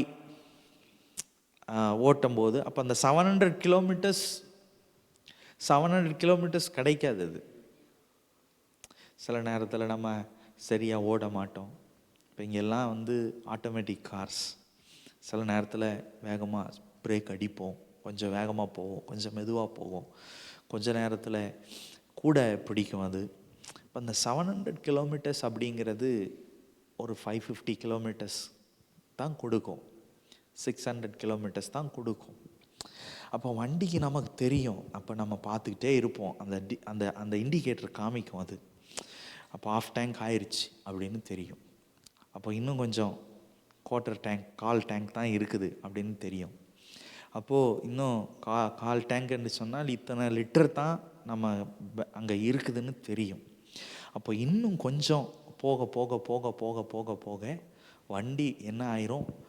எம்டி ஆகி, பெட்ரோல் எம்டி ஆகி நம்மளால் என்ன செய்ய முடியாது, அதுக்கப்புறம் வண்டி ஓட முடியாது. இப்போ இந்த அபிஷேகமும் அப்படித்தான். ஆண்டவர் நம்ம மேலே வச்சிருக்கிற நம்ம வாழ்க்கையில் உள்ளான மனுஷனுக்கு ஊற்றுகிற ஒரு எண்ணெய், அபிஷேக எண்ணெய். இந்த அபிஷேக எண்ணெய் தேவனுடைய சமூகத்தில் இருக்கும்பொழுது, இந்த மாதிரி மீட்டிங் அட்டன் பண்ணும்போது, இந்த மாதிரி நமக்கு இது பண்ணும்போது நம்ம சரியாக இருப்போம் என்று சொன்னால் ஆண்டவர் நம்மளை நிரப்புவார். இங்கே இப்போ சர்ச்சு பெட்ரோல் ஸ்டேஷன் மாதிரி தான். வர்றோம் ஒரு நாள், இப்போ வர்றோம் 2 நாள் வர்றோம், சனி ஞாயிறு வர்றோம் தேவனுடைய சமூகத்தில் வருகிறோம், ஆராதிக்கிறோம், செபிக்கிறோம், எல்லாம் பண்ணுறோம், நம்ம ஆண்டவருடைய வசனத்தை கேட்கிறோம். பெட்ரோல் ஸ்டேஷன் மாதிரி தான் இது. அப்போ ஆண்டவர் நிரப்பி அனுப்புவார். அப்போ அது நமக்கு வாழ்க்கையில் எப்படி ஓடும் நமக்கு ஒவ்வொருத்தருக்கும் தனிப்பட்ட விதத்தில் தான் தெரியும். அப்போ சிலருக்கு அது ஒரே நாளில் தீர்ந்து போயிடும். அப்போ வண்டி ஓடாத மாதிரி நம்ம வாழ்க்கை ஓடாது. நம்ம நம்மளுக்கு வாழ்க்கை, நமக்கு நல்ல ஜீவன் இருக்கும், எல்லாம் பிரச்சனை இல்லை, அதெல்லாம் ஓடத்தான் செய்யும். நம்ம போவோம், ஆஃபீஸ் போவோம், வருவோம், வேலையை பார்ப்போம், எல்லாம் செய்வோம். ஆனால் இந்த அபிஷேகம் இல்லாதபடினாலே நம்ம என்ன செய்யணும், என்ன பண்ணணும், இந்த அபிஷேகத்தான் நமக்கு போதிக்கும். என்ன பண்ணுங்க? இந்த அபிஷேகம்தான் நமக்கு நம்ம பெற்றுக்கொண்ட அபிஷேகம் தான் நமக்கு போதிக்கும் நம்ம என்ன செய்யணும், என்ன பண்ணணும். இப்போ இந்த கண்ட்ரோல் இது இருக்கிற வரைக்கும் பார்த்தீங்கன்னா, என்ன இருக்கிற வரைக்கும் பார்த்தீங்கன்னா, டிரைவர் அங்கே உட்காந்து டிரைவ் சீட்டில் உட்காந்து ஓட்டும் போது அவர் கண்ட்ரோல் கரெக்டாக அந்த ஓடிக்கிட்டே இருக்கும். அப்போ என்ன இல்லைன்னா என்னத்தான் திருப்பினாலும் சரி வண்டி என்ன செய்யாது, ஓடாது. அப்போ நம்ம பரிசுத்தாவியானவர் இருப்பார், எல்லாம் சரிதான்.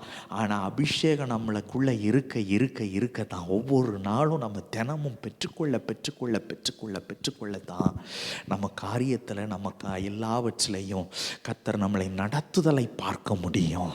அல்லேலூயா சொல்லுங்க. ஆண்டவர் நம்மோடு கூட பேசுகிறதை உணர முடியும். ஆண்டவர் நம்மளோடு கூட இடைப்படுகிறதை உணர முடியும். நிறைய பேரோட ஆண்டவர் பேசுகிறது இல்லை. ஆண்டவர் நம்மளோட தனிப்பட்ட விதத்தில் பேச விரும்புகிறார். தனிப்பட்ட விதத்தில் ஆண்டவர் நம்மளோடு கூட இடைப்பட விரும்புகிறார்.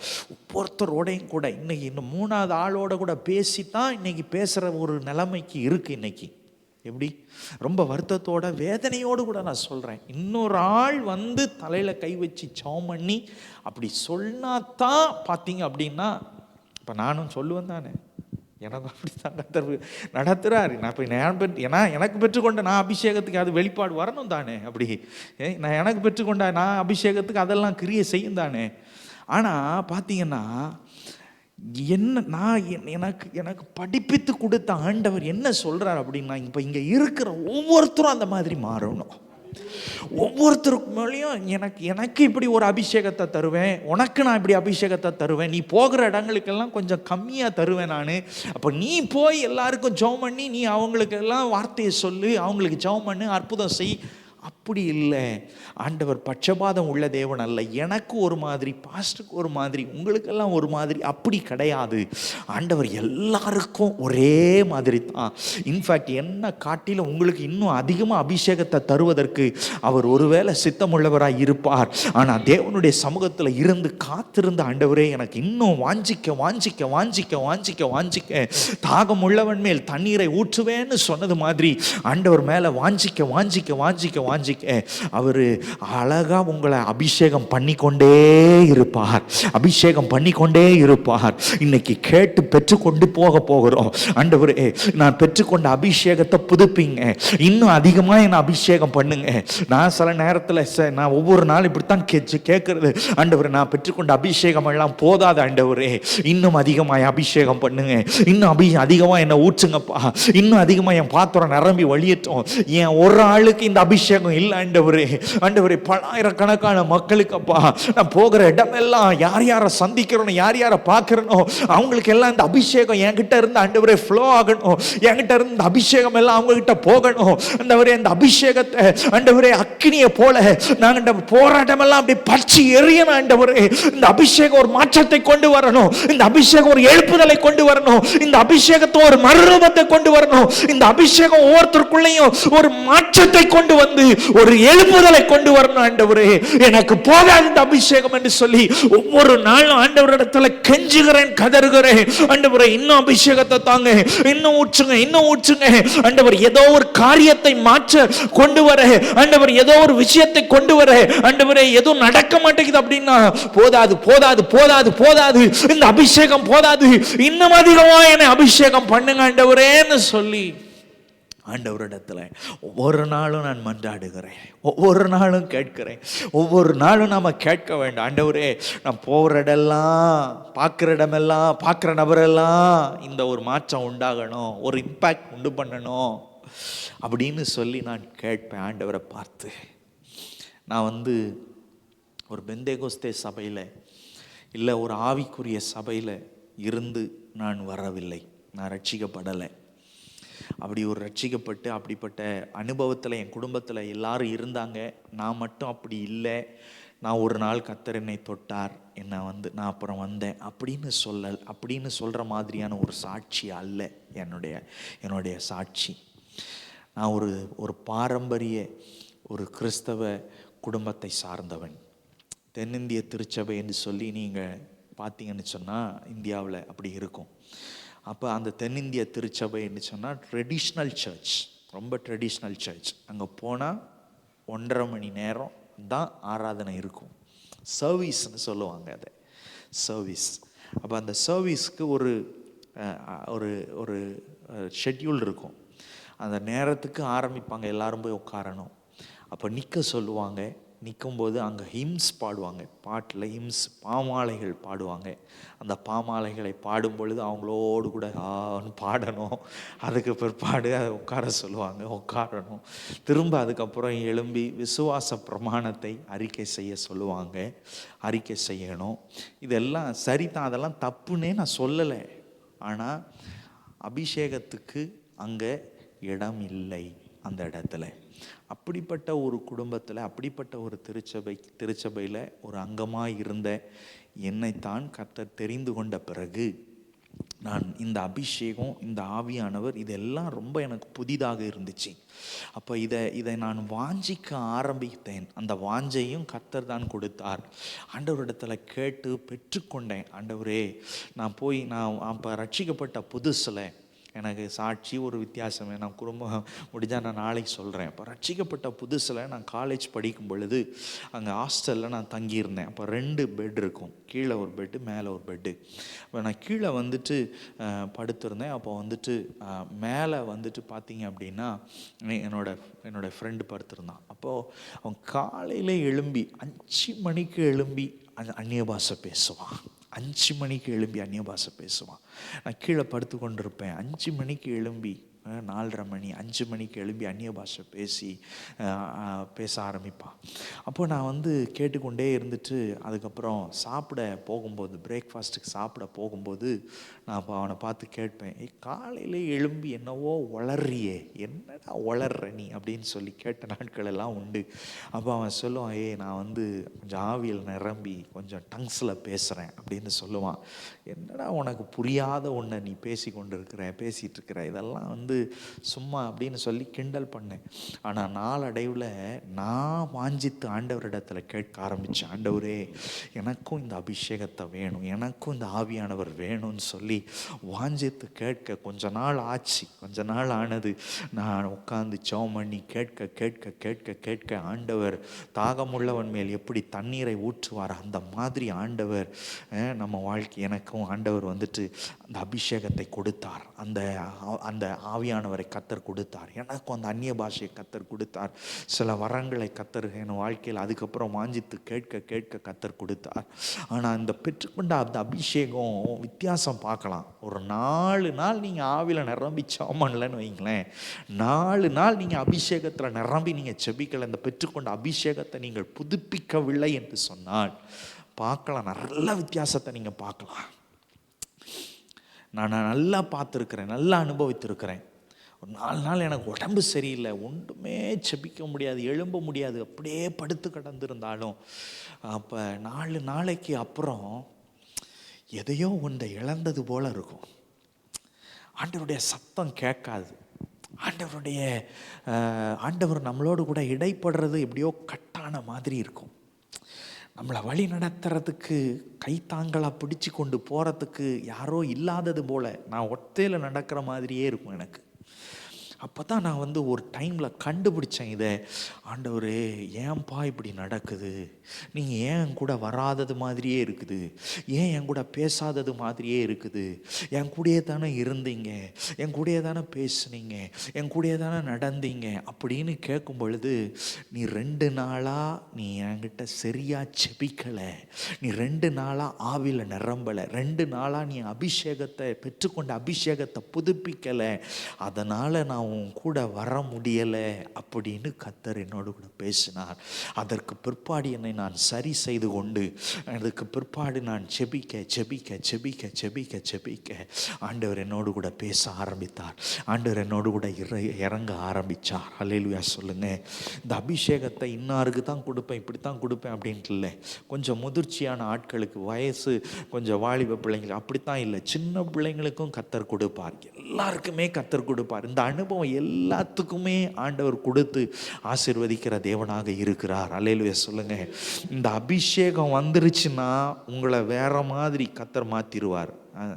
நாங்கள் வேற மாதிரி, அந்த மாதிரி இல்லை. இது வேற மாதிரி. இது அல்லேலூயா சொல்லுங்க. ஆமாம், அது பாட்டில் மட்டும்தான் இருக்கும், ஆனால் ஒன்று வாழ்க்கையில் மாறாது. நீங்கள் வேற மாதிரி ப்ரோவாக மாறணும்னா நிச்சயமாக அபிஷேகம் வந்தால் தான் ப்ரோ வேற மாதிரி மாற முடியும், இல்லைன்னா மாற முடியாது ப்ரோ. நீங்கள் அந்த மாதிரி இந்த மாதிரின்னு சொல்லி நீங்கள் பாட்டில் நம்ம பாடலாம், ஆடலாம், எல்லாம் செய்யலாம், கை அசைக்கலாம், கால் அசைக்கலாம், ஆனால் வாழ்க்கையில் ஒன்றும் அசையாது. நீங்கள் செய்ய வேண்டிய காரியத்தில் ஒன்றும் மாறாது, அசையாது. ஆமாம், நீங்கள் எல்லாம் கதையெல்லாம் பார்த்துருப்பீங்க, இந்தியாவில் நடக்கிற கதையெல்லாம் கேள்விப்பட்டிருப்பீங்க, இன்னார் அப்படி ஆனவர் போனவர் இப்படி எல்லாம் என்ன ஆனார்னு சொல்லிட்டு. ஆனால் அபிஷேகம் பண்ணப்பட்ட மனுஷன் இன்றைக்கும் நின்று கொண்டே இருப்பான். அல்லேலூயா சொல்லுங்க. அபிஷேகத்தில் நிலைக்கிற மனுஷன் இன்றைக்கும் கர்த்தர் அவனோடு கூட இருப்பார். அல்லேலூயா சொல்லுங்க. அபிஷேகத்தோடு கூட நிரம்பி இருக்கிற மனுஷன் ஆண்டவர் அவனோடு கூட இருந்து அவனை நடத்துகிறத கர்த்தர். நீங்கள் பாருங்க, நல்லா நீங்கள் யோசித்து பாருங்க, இந்த அபிஷேகம் பண்ணப்பட்ட மனுஷன் வந்த பிறகு தான் அந்த 70 வருஷம் சிறையிருப்புக்குள்ளே இருந்த மனுஷனை கர்த்தர் மனிதர்களை கர்த்தர், யூதர்களை கர்த்தர் விடுதலையாக்கி கர்த்தர் கொண்டு போனார். இன்றைக்கி உங்கள் வாழ்க்கையில் நான் சொல்ல முடியும், நீங்கள் அபிஷேகம் பண்ணப்பட்ட மனிதர்களாக இருப்பீர்கள் என்று சொன்னால் உங்களுக்கு பயமே இருக்காது. தேவன் பயமுள்ள ஆவியை தரல, அன்பும் தெளிந்த புத்தியும் உள்ள ஆவியை கர்த்தர் கொடுத்திருக்கிறார். உங்களுடைய சிந்தை, உங்களுடைய செயல்பாடு எல்லாம் ரொம்ப தெளிவாக இருக்கும். வித் ஆர் வித்தவுட் அனாயிண்டிங் அப்படின்னு பார்த்தா நிறைய வித்தியாசங்களை நம்ம பார்க்கலாம். தெளிவாக இருக்கும். டிசிஷன் எல்லாம் அப்படி, முடிவுகள் எல்லாம் எடுக்கிற முடிவு, டிசிஷன்ஸ் எல்லாம் அப்படி கிறிஸ்டல் கிளியராக இருக்கும். நீங்கள் இருக்கிற இடத்துல ஒரு வித்தியாசத்தை பார்க்கலாம். நீங்கள் இருக்கிற இடத்துல வித்தியாசம். நான் இப்படி கேட்டு பெற்றுக்கொண்ட பிறகு ஒரு 4 வருஷம் அந்த கேம்பஸில் இருந்து நான் படித்தேன். எங்கே போனாலும் கர்த்தர் என்னை தனித்துவமாய் கர்த்தர் காண்பித்தார், செப்பரேட்டாக காமிச்சார். 60 பேர் இருக்கிற கிளாஸில் என்னை மட்டும் தனியாக காமிச்சார். சரி, கூட இருக்கிற ஆட்கள் தினமும் பார்க்குறாங்க, ஐயா அவன் பார்க்கத்தான் செய்வான், இவன் நான் போய் யார் தோள் மேலே கை போட்டாலும் இவன் சாமியார் வந்துட்டான்டா அப்படின்னு ஓடுவாங்க எல்லாரும். அப்படித்தானே, பேசிட்டு போட்டு பரவாயில்ல தானே அப்படின்ட்டு. ஆனால் இவங்களுக்கெல்லாம் தெரியும், தினமும் பார்க்குறாள், இவன் ஜெபிப்பான், இவன் வேதத்தை வாசிப்பான், இப்படி பண்ணுவான், நல்லது சொல்லுவான், இப்படி பாவத்தை தப்பு இது செய்யாதரா அப்படின்னு சொல்லுவான். இதெல்லாம் நான் சொல்லலை, பாவம் தப்புன்னு நான் சொல்லலை, அபிஷேகம் சொல்லுது. இது தவறுன்னு சொல்லி அபிஷேகம் சொல்லும். இப்போ இவங்க கூட இருக்கிற ஆட்கள் எல்லாம் பார்க்குறாங்கன்னு சொன்னால், ஒரு செமினாருக்காக போய் உட்காந்துருக்கிறேன். ஒரு கம்பெனி, இன்ஃபோசிஸ்ன்ற ஒரு கம்பெனி, அந்த கம்பெனியிலேருந்து வேலை பார்க்குற ஒரு ஆள் வந்து நான் நடத்த போகிறாங்க அப்படின்னு சொல்லி கூட்டி கொண்டு போய் எல்லாம் ஒரு பெரிய ஒரு ஆடிட்டோரியத்தில் உட்காந்துருக்குறாங்க. ஆடிட்டோரியத்தில் கிட்டத்தட்ட ஒரு 500-600 பேர் உட்காந்துருக்குறாங்க. நான் ஒரு மூலையில் உட்காந்துருக்குறேன். அப்படி உட்காந்துருக்கும் பொழுது அந்த ஆள் அவன் ஒரு இந்த கேம்பஸ் இப்படி ஒரு கிறிஸ்தவ ஒரு இன்ஸ்டிடியூஷன்றனால அவன் கிறிஸ்டியன் இல்லை. ஆனால் அவனுக்கு என்னவோ தோணிச்சு, அவன் சொன்னான், இந்த மாதிரி ஒரு ஜெபம் பண்ணி ஆரம்பிக்கலாமே. நான் அப்படி யாராவது ஜெபம் பண்ணுங்கன்னா, எல்லாருமே கிறிஸ்தவங்க தாங்க. அங்கே 600 பேரும் 600 பேரில் 550 பேருக்கு மேலே கிறிஸ்தவன் தான். யாருமே முன்னாடி போகலை. எனக்கு அப்போ தான் நான் ரட்சிக்கப்பட்டு கொஞ்சம் இந்த அனுபவத்தில் வந்திருக்கிறேன். பயம் எனக்கு. அப்போது இந்த மாதிரி போய் நின்று பேசுகிறது, முன்னாடி நிற்கிறது, 4 இடத்துல போய் இப்படி பண்ணுறது, அதெல்லாம் எனக்கு வராது. பயம், ஒரு தயக்கம், ஒரு இன்ஃபீரியர் காம்ப்ளெக்ஸ் அதெல்லாம் இருந்துச்சு பாருங்க. ஆனால் எனக்கு அன்னைக்கு என்னவோ தெரியல, கூப்பிடுறாங்க போயிடணும் அப்படின்னு சொல்லிட்டு யாரோ என்னை பிடிச்சி தள்ளின மாதிரி இருந்துச்சு. நான் நினைக்கிறேன் இந்த அபிஷேகம் தான் என்னை தள்ளி இருக்கும்னு நினைக்கிறேன்.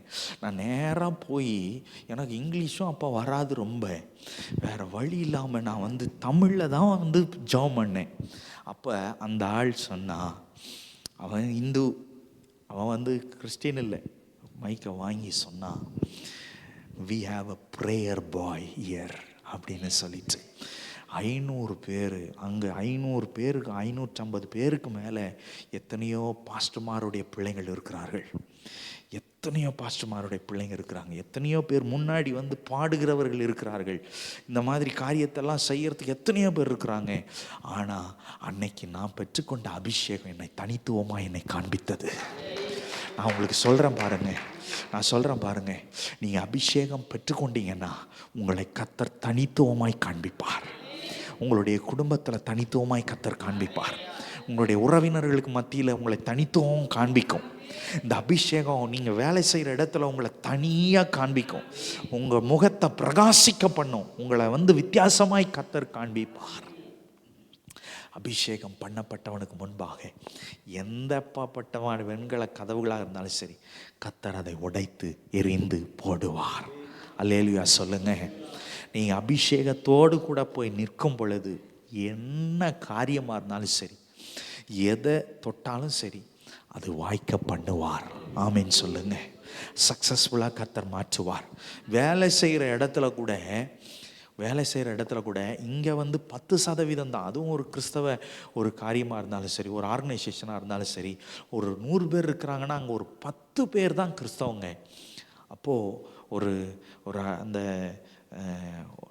அந்த எல்லாருக்கும் நார்மலாக அப்படி இருக்கணும் அப்படின்றதுனால கிறிஸ்மஸ் மட்டும் கொண்டாடுறாங்க அப்படின்றது இல்லாமல் ஆயுத பூஜைக்கும் நிற்கணும் அப்படின்னு சொல்லி போய் நிற்க வச்சுட்டு அப்போ ஆயுத பூஜைலாம் நாங்கள் செய்ய மாட்டோம். ஓனர் கிறிஸ்டின் தானே, அப்போ பூஜைலாம் செய்ய மாட்டோம். வாங்க நில்லுங்க, எல்லாம் பார்ப்போம், ஒருத்தர் பார்த்துட்டு அப்போ நமக்கு இந்த மாதிரி சில காரியத்தை பேசிட்டு போகலாம் அப்படின்னு சொல்லிட்டு நிப்பாட்டிட்டு, யாராவது ஒருத்தர் ஜெபம் பண்ணிட்டு தான் நாங்கள் ஜெபம் பண்ண தான் செய்வோம், நாங்கள் வேறு எதுவும் செய்ய மாட்டோம்னு சொல்லிட்டு ஜெபம் பண்ண சொன்னாங்க.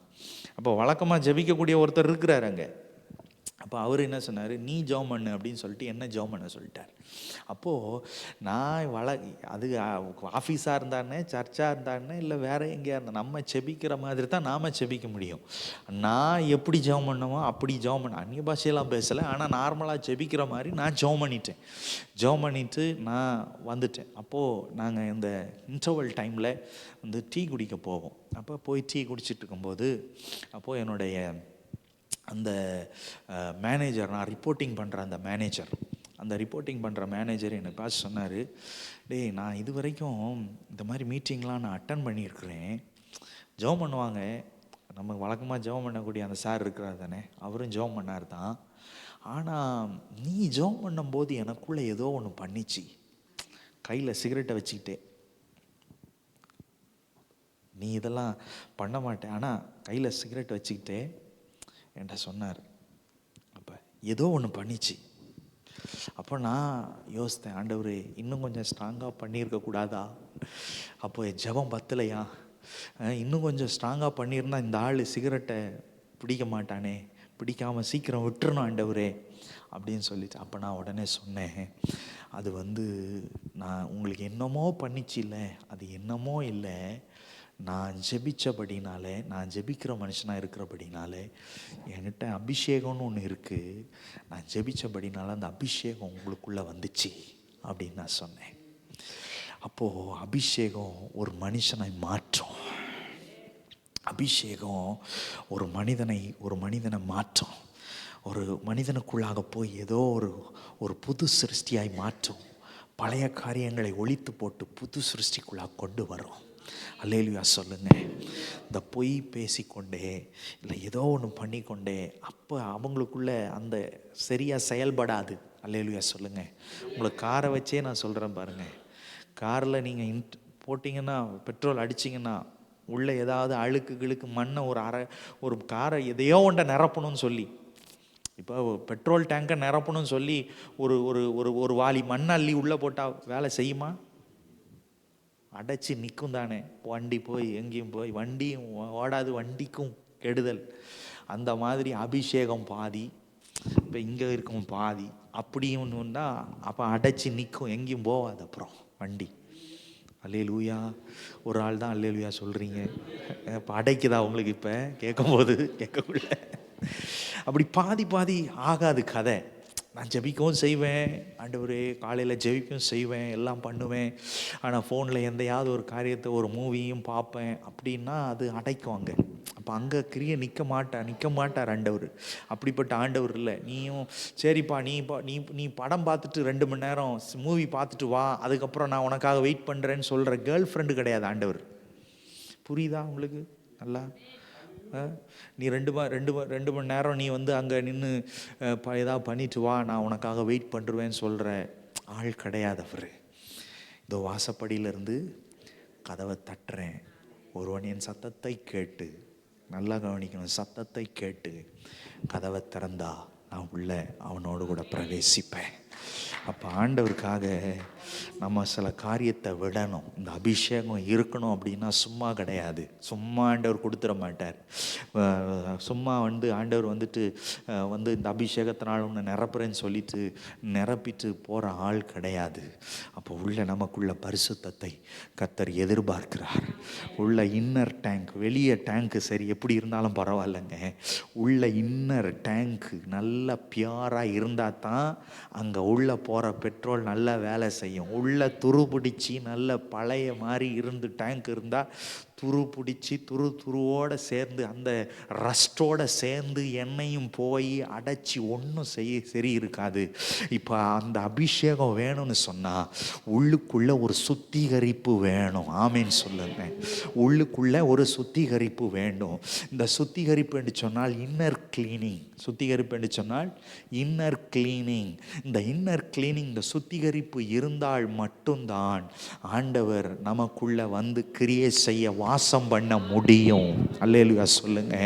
அப்போ ஒவ்வொரு நாள் அபிஷேகத்தை தாங்க ஆண்டவரே, தாங்க ஆண்டவரே, தாங்க ஆண்டவரே அப்படின்னா நெக்ஸ்ட் ஸ்டெப், ஆண்டவரே இந்த அபிஷேகம் எனக்குள்ள வராதபடிக்கு, நீ எனக்குள்ள வராதபடிக்கு ஆண்டவரே எனக்குள்ளே ஏதாவது குற்றங்கள், குறைவுகள், ஏதாவது ஒரு அசுத்தங்கள் இருக்குமானால் ஆண்டவரே அதை சரி செய்வதற்கு, என்னை க்ளீன் பண்ணுவதற்கு, என்னை கன்சிக்ரேட் பண்ணுவதற்கு, என்னை ஆண்டவரே நீங்கள் இது பண்ணுவதற்கு, என்னை பரிசுத்தமாக்குவதற்கு என்னை நான் ஒப்பு கொடுக்குறேன்னு சொல்லி எந்தெந்த காரியத்தில், எந்தெந்த விஷயத்தில் பரிசுத்தம் வேணும் அப்படின்னு சொல்லி ஆண்டவரிடத்தில் கேட்டு தேவ சமூகத்தில் இருக்கும் பொழுது நிச்சயமாய் கர்த்தர் உணர்த்துவார், பேசுவார், இடைபடுவார். பேச்சில், நடக்கையில், சிந்தையில், யோசனையில், எல்லாவற்றிலையும் ஆண்டவர் ஒரு சுத்திகரிப்பை கொடுத்து ஆண்டவருடைய அபிஷேகத்தினால் நம்மளை நிரப்புவார். அல்லேலூயா சொல்லுங்க. உங்களுக்கு நீங்கள் ஏதோ ஒரு காரியத்தை சுத்தம் பண்ணணுன்னா என்ன பண்ணுவீங்க? இப்போ ஏதோ ஒரு விஷயத்தை சுத்தம் பண்ணணும் அப்படின்னா, தரையை சுத்தம் பண்ணணுன்னா என்ன பண்ணுவோம்? மாப்பெடுத்து போட்டு சும்மா அப்படி பண்ணால் தரை சுத்தமாயிரும். ஏதோ ஒரு காரியம், இப்போ இந்த டீ காஃபி கொட்டிட்டு அப்படின்னு சொன்னால், இப்போ தரையில் கொட்டிருச்சு அப்படின்னா, அப்போது அந்த மாப்பெடுத்து போட்டால் மட்டும் போதாது, மாப்பெடுத்து போட்டாலும் வாடை வரும் தானே. அப்போ அடுத்த ஆட்கள் வரும்போது அந்த முன்னாடி வந்த ஆட்கள் எல்லாம் இப்படி ஏதோ என்னத்தையோ ஊற்றிட்டு போயிட்டாங்க, அப்போ இதெல்லாம் வாடையாக வருது அப்படின்னு சொல்லி, அப்போ அந்த ஆள் என்ன பண்ணுவாங்க அப்படின்னா, ஏதாவது பிணையால் ஊற்றி, ஏதாவது வாசனை திரவத்தை ஊற்றி கொஞ்சம் என்ன செய்வாங்க, இது பண்ணுவாங்க. அப்போ நம்மளை சுத்தம் பண்ணுவதற்கு கர்த்தர் நமக்கு வேத வசனத்தை கர்த்தர் நமக்கு கொடுத்துருக்கிறார். இந்த வசனத்தை எடுத்து வச்சு நாம் சும்மா செபிக்கக்கூடாது. இந்த வசனத்தை வாசித்து வாசித்து வாசித்து வாசித்து செபிக்க செபிக்க செபிக்க செபிக்க நமக்குள்ள பரிசுத்தத்தை கர்த்தர் கொடுப்பார், பரிசுத்தத்தை உண்டு பண்ணுவார், நம்மளை ஆயத்தப்படுத்துவார். அல்லேலூயா சொல்லுங்க. முதல்ல அபிஷேகம் நமக்குள்ளே இருக்குமானால், நான் இன்னும் ஒரு 5-10 நிமிஷம் எடுத்துக்கொள்கிறேன். அபிஷேகம் நமக்குள்ளே இருக்குமானால் நம்ம வாழ்க்கையில் இருக்கிற எல்லா தடைகளும் மாறும். அபிஷேகம் நமக்குள்ளே இருக்குமானால் எல்லா வெண்கல கதவுகளையும் கர்த்தர் உடைத்து, இருப்பு தாழ்பால்களை குறித்து நம்ம கையில் இருக்கிற நமக்கு தேவையான ஆசீர்வாதத்தை நம்ம கையில் கொடுப்பார். அல்லேலூயா சொல்லுங்க. என்னை விட்டால் இன்னும் ஒரு அரை மணி நேரம் கூட இந்த அபிஷேகத்தை பற்றியே பேசிக்கொண்டே இருப்பேன். அல்லேலூயா சொல்லுங்க. ரெண்டாவதாக ஒரு காரியத்தை கர்த்தர் நமக்கு கொடுக்குறார். நம்ம வாழ்க்கையில் இது செயல்பட வேண்டும். ஆண்டவருடைய உயிர்த்தெழுந்த வல்லமை நம்ம வாழ்க்கையில் வெளிப்பட வேண்டும். இப்போ இயேசு கிறிஸ்து மரித்து அடக்கம் பண்ணப்பட்டு உள்ளே வச்சுட்டாங்க, அந்த அவருடைய சரீரத்தை உள்ளே வச்சுட்டாங்க. இப்போ இவர் இருக்கும்போதே சொன்னார், 3ஆவது நாள் நான் உயிரோடு கூட எழும்புவேன் அப்படின்னு சொல்லிட்டு. இப்போது அந்த ஆட்கள் எல்லாம் என்ன பண்ணாங்கன்னா, அதிகாரிகள்லாம் என்ன பண்ணாங்கன்னா, இப்போ இயேசு இப்படி சொல்லியிருக்கிறார், இப்போ இவருடைய சீஷர்கள் எல்லாம் 3ஆவது நாள் வேணும்ட்டே இவருடைய சரீரத்தை எங்கேயாவது கொண்டு போய் ஒளிச்சு வச்சுட்டு இவங்க சொல்லுவாங்க இயேசு உயிரோட எழும்பிட்டார் அப்படின்னு சொல்லிட்டு, அதனால் இவங்க எடுக்கக்கூடாது வரக்கூடாதுன்னு சொல்லிட்டு ஒரு பெரிய ஒரு கல்லை தூக்கி அந்த கல்லறைக்கு மேலே வச்சுட்டு அதை தொடக்கூடாது, அதை தள்ளிடுவாங்க, அந்த கல்லை கூட தள்ளிடுவாங்கன்னு சொல்லிட்டு யாரும் இதை தொடக்கூடாதுன்னு சொல்லிட்டு ஒரு முத்திரையை போட்டார்களாம். முத்திரையை போட்டு 2 காவலாளிகளை வைத்து விட்டார்கள். இப்போ இயேசுக்கே இயேசுவே உயிர்த்தெழுந்து வெளியே வர முடியாத ஒரு சூழ்நிலை, அதாவது கர்த்தருடைய மகிமை வெளிப்படக்கூடாத ஒரு சூழ்நிலை, கர்த்தருடைய ஆண்டவருடைய அந்த வார்த்தைகள் வெளிப்படக்கூடாத ஒரு சூழல். இப்போ அந்த காலத்தில் இருக்கிற பொக்கிஷம் போல தான் கர்த்தருடைய உயிர்த்தெழுதல், அந்த காலத்தில் ஒளிப்பிடத்தில் இருக்கிற புதையலை போல தான் கர்த்தர் உயிரோடு கூட வரக்கூடிய உயிர் தெலும்பக்கூடிய அந்த காரியம் இருக்குது. அப்போ யாரு இது பண்ணுவா அப்படின்னு சொல்லிட்டு அப்படின்னு ஒரு காரியம் அப்படி இருந்துகிட்டே இருக்கும் பொழுது பாருங்க, அன்னைக்கு காலையில அன்றைக்கு 3வது நாள், அந்த ஓய்வு நாள், அந்த 3வது நாள் காலையில் அதிகாலமே சில பெண்கள் எல்லாம் எழும்பி என்ன யோசிக்கிறாங்க அப்படின்னா, என்ன பண்றாங்க அப்படின்னா, போய் கொஞ்சம் பெர்ஃப்யூம் எல்லாம் கொண்டு போயிட்டு சுகந்த வர்த்தகம் விட சுகந்த வாசனையா வைக்க அந்த கல்லறைக்கு போய் கொஞ்சம் பண்ணலான்னு சொல்லிட்டு காலையில எழும்பி எல்லாத்தையும் எதெல்லாம் எடுக்கணுமோ எல்லாத்தையும் எடுத்துக்கொண்டு இவங்க போகிறாங்க. போகும்போது இவங்களுக்கு மைண்டில் என்ன அப்படின்னா, நமக்காக அந்த கல்லை யார் புரட்டி தள்ளுவான் அப்படின்னு ஒரு சத்தம், ஒரு இது ஒன்று கேட்குது. நீங்கள் அந்த வசனத்தை நீங்கள் வார்த்தையை நீங்கள் வாசிப்போம். மார்க் எழுதின சுவிசேஷம் 16ஆம் அதிகாரம் 3வது வசனத்தில், வாரத்தின் முதல் நாள் அதிகாலையில் சூரியன் உதயமாகிற போது கல்லறையினிடத்தில் கல்லறையின் வாசலில் இருக்கிற கல்லை நமக்காக எவன் புரட்டி தள்ளுவான் என்று ஒருவரோடு ஒருவர் சொல்லிக் கொண்டார்கள். அவங்களுக்கு மைண்ட் காலையில் அதிகாலமே எழும்பின உடனேயே அவங்க மைண்டில், நமக்கு இன்னைக்கு ஒரு பிரச்சனை இருக்குது, நம்ம போகிறோம், இயேசுவினுடைய கல்லறைக்கு போக போகிறோம், ஆனால் யார் இந்த கல்லை நமக்காக புரட்டி தள்ளுவான், யார் நமக்காக புரட்டி தள்ளுவான்? எழும்பின போன அத்தனை பேருக்கும் இது இந்த மைண்டில் இருந்திருக்கு. அப்போ அவங்க சந்தித்த போது ஒருவரோடு ஒருவர் இதை சொல்லிக் கொள்றாங்க, யார் இதை நமக்காக புரட்டி தள்ளுவான், யார் இதை நமக்காக புரட்டி தள்ளுவான்? ஒருவேளை இந்த சத்தத்தை கேட்டுக்கொண்டிருக்கிற நீங்க உங்க வாழ்க்கையில ஏதோ ஒரு காரியம், ஏதோ ஒரு கல், ஏதோ ஒரு தடை இருந்து கொண்டே இருக்குது. யார் இந்த காரியத்தை மாற்றுவா, யார் இது மாறும், எப்படி இது மாறும், எப்படி இது நடக்கும், யார் இதை நமக்காக செய்வா அப்படின்னு சொல்லிட்டு ஒருவேளை நீங்க எழும்பும் போதெல்லாம் நீங்க அந்த காலையில எழும்பும் பொழுதும் அதே சிந்தனை, வேலைக்கு போகும்போது அதே சிந்தனை, இந்த சூழ்நிலை எப்படி மாறும், இந்த காரியம் எப்படி மாறும், இந்த அற்புதம் எங்களுக்கு எப்படி நடக்கும், இந்த சரீரத்தில் சுகம் எப்படி இது நடக்கும், இந்த வியாதி எப்படி இந்த வியாதியிலிருந்து எப்படி விடுதலை பெற்றுக்கொள்ள முடியும் அப்படின்னு சொல்லிட்டு ஒருவேளை எதையோ குறித்து நீங்க எதை பார்த்தாலும் சரி, எதை யோசித்தாலும் சரி, வேலைக்கு போனாலும் சரி, இல்லை வீட்டுக்கு வந்தாலும் சரி, சர்ச்சுக்கு வந்தாலும் சரி, இல்லை வெளியே எங்கேயும் போனாலும் சரி, ஷாப்பிங் போனாலும் சரி, உங்க மைண்ட்ல இதை கொண்டே இருக்கலாம். உங்க காரியத்தை குறித்து அந்த காரியம் உங்களை அலட்டி கொண்டே இருக்கலாம், வேதனைப்படுத்தி கொண்டே இருக்கலாம், கவலைப்படுத்தி கொண்டே இருக்கலாம். கர்த்தர் சொல்றாரு, அன்றைக்கு அவங்களுக்கும் அப்படிதான் இருந்துச்சு, இந்த கல்லை எனக்காக யார் புரட்டி தள்ளுவான் என்று சொல்லிட்டு. ஆனா அவங்க போவதற்கு முன்பாகவே தேவதூதன் ஒருவன் மேல இருந்து கீழே இறங்கி வந்தான். அவர் உயிர்த்தெழுந்த வல்லமை, உயிர்ப்பிக்கிற வல்லமையோடு கூட அந்த வானத்திலிருந்து பரலோகத்திலிருந்து ஒரு வல்லமை புறப்பட்டு வந்துச்சு. அந்த வல்லமை புறப்பட்டு வந்த உடனேயே அந்த கல் புரண்டு ஓடினது. அல்லேலூயா சொல்லுங்க.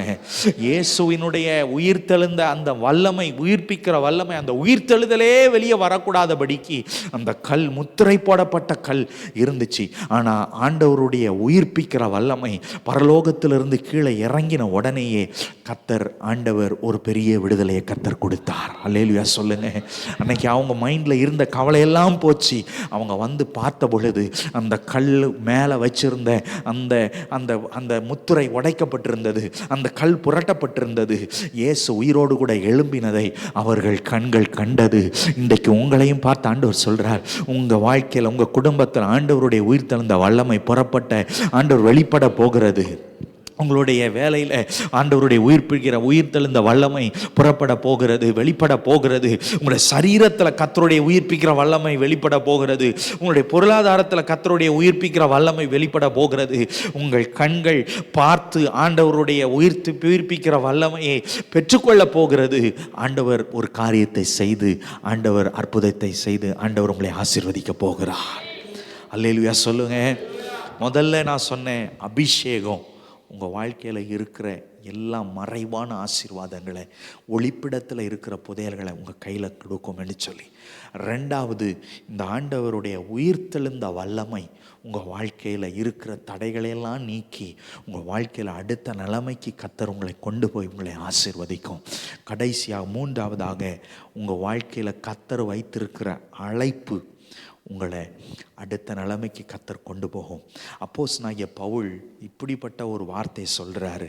1 கொரிந்தியரின் புஸ்தகம் 16ஆம் அதிகாரம் 9வது வசனத்தில், ஏனெனில் இங்கே பெரிதும் அனுகூலமுமான கதவு எனக்கு திறக்கப்பட்டிருக்கிறது என்று சொல்லி, பெரிதும் அனுகூலமான அந்த கதவு திறக்கப்பட்டிருக்குதுன்னு சொல்லி, ஊழியத்தில் இவர் பயங்கரமாக இவர் பல இடங்களுக்கு இவர் போய் எப்படியாவது ஆண்டவரை பற்றி சொல்லணும்னு சொல்லிட்டு இவர் யோசித்து அவர் பல இடங்களுக்கு போகும் பொழுது, ஒரு இடத்துல அவருக்கு பெரிதும் அனுகூலமான, பல இடங்களில் அவருக்கு பல இடங்களுக்கு அவருக்கு எதிர்ப்பு, விரோதம் செய்கிறவர்கள் இருக்கிறார்கள். ஆனால் ஆண்டவர் ஒரு நேரத்தில் அவனுக்கு என்ன செய்கிறாரு? பெரிதும் அனுகூலமான கதவுகளை கர்த்தர் திறந்து கொடுக்கிறார். நம்ம வாழ்க்கையில் கர்த்தரோட அழைப்பு இருக்குமான்னு சொன்னால், நம்ம போக போக போக முன்னேறி போக போக போக போக போக கர்த்தர் நமக்கு வழிவாசலை கர்த்தர் திறந்து கொடுப்பார். பெரிதும் அனுகூலமான கதவை கர்த்தர் நம்ம வாழ்க்கையில் கொடுப்பார். இன்றைக்கி கர்த்தருடைய அழைப்பு இன்னாருக்குன்னு தான் கிடையாது. கர்த்தருடைய அழைப்பு எல்லாருக்கும் கர்த்தர் கொடுத்துருக்கிறார். அல்லேலூயா சொல்லுங்க. ஆண்டவர் சீக்கிரம் வரப்போகிறார். எத்தனை பேர் விசுவாசிக்கிறீங்க? ஆண்டவர் சீக்கிரம் வரப்போகிறார். அவர் சொன்னார், நான் இதோ சீக்கிரம் வருகிறேன். வருவதற்கு, அவர் பரலோகத்துக்கு எடுத்துக்கொள்ள போவதற்கு முன்பாக ஒரு காரியத்தை அவர் சொல்லிவிட்டு போனார். அது மத்தேயு 28ஆம் அதிகாரம் 16லேருந்து 20வது வசனம் வரைக்கும் நீங்கள் வாசித்து பார்க்கலாம். இந்த 4 வசனங்களில் ஆண்டவர் சொல்லப்பட்டிருக்கிற காரியம் என்ன தெரியுமா? ஆண்டவர் சொல்லியிருக்கிற விஷயங்கள் என்ன தெரியுமா? புறப்பட்டு போய், இந்த கிரேட் கமிஷனை குறித்து ஆண்டவர் சொல்கிறார், புறப்பட்டு போய் சகல ஜாதிகளுக்கும் சுவிசேஷத்தை சொல்லி அவர்களை சீஷராக்குங்கள், அவர்கள் ஞான ஸ்நானம் கொடுங்க, அவர்களுக்கு போதியுங்கள் என்று சொல்லி ஆண்டவர் சொன்னார். இன்றைக்கு ஆண்டவர் அதை நம்மளை பார்த்து அப்படித்தான் சொல்லுகிறார். இந்த அழைப்பு நம்ம வாழ்க்கையில் இருக்கிறது. எந்த இடத்துல நீங்கள் இருந்தாலும் சரி, என்ன வேலையில் இருந்தாலும் சரி, இந்த அழைப்பு நம்ம வாழ்க்கையில் இருக்குது. எப்படியாவது ஏதோ ஒரு விதத்தில் ஆண்டவர் பற்றி மற்றவங்களுக்கு சொல்லணும்னு சொல்கிற அந்த அழைப்பு நமக்கு இருக்கிறது. இந்த அழைப்பு நம்ம வாழ்க்கையில் இருக்கும் பொழுது கர்த்தர் நம்மளுக்கு வாழ்க்கையில் எல்லாம் பெரிதும் அனுகூலமான நல்ல ஆசீர்வாதங்களை கர்த்தர், நல்ல கதவுகளை கர்த்தர் நமக்கு திறந்து கொடுப்பார். அல்லேலூயா சொல்லுங்க. பவுலுக்கு அப்படித்தான், அப்போஸ்தலனாகிய பவுலுக்கு அப்படித்தான். எங்கே கதவு திறந்திருக்கும், நமக்கு திறந்த வாசல் ஆண்டவர் எங்கே வச்சிருப்பார், ஒருவேளை கர்த்தர் நமக்காக ஒரு காரியம் செய்வார் என்று சொல்லி அவன், ஒருவேளை கர்த்தர் நமக்கு இந்த ஆத்துமாக்களை கர்த்தர் கொடுப்பார் என்று சொல்லி அவன் ஆத்துமாக்களையே வாஞ்சித்து வாஞ்சித்து வாஞ்சித்து வாஞ்சித்து வாஞ்சித்து அவன் போய் கொண்டிருந்தான். கர்த்தர் அவனுக்கு பெரிதும் அனுகூலமான கதவை கர்த்தர் திறந்து கொடுத்தார். இன்றைக்கும் கூட அப்படிப்பட்ட காரியங்களை நம்ம வாழ்க்கையில் திறந்து கொடுப்பாராக. அவர் பெரிய காரியங்களை செய்வார். எத்தனை பேர் ஆமென் சொல்றீங்க? அப்படி நம்ம அப்படி அந்த வாஞ்சியோடு கூட இருக்கும் பொழுது திறக்காத கதவு கூட நமக்காக திறக்கும். அடைக்கப்பட்ட கதவை கூட கர்த்தர் நமக்கு திறந்து கொடுப்பார். ஆமென் சொல்லுங்க. இன்றைக்கி பல இடங்களில் திறந்த வாசல் இல்லை. எனக்கு இந்திய தேசத்தில் பல இடங்களில் திறந்த வாசல் இல்லை. திறக்கப்பட்ட வாசல்கள் கூட அடைக்கப்பட்டு தான் போகிற மாதிரி இருக்குது. கடந்த டிசம்பர் மாதம் ஒரு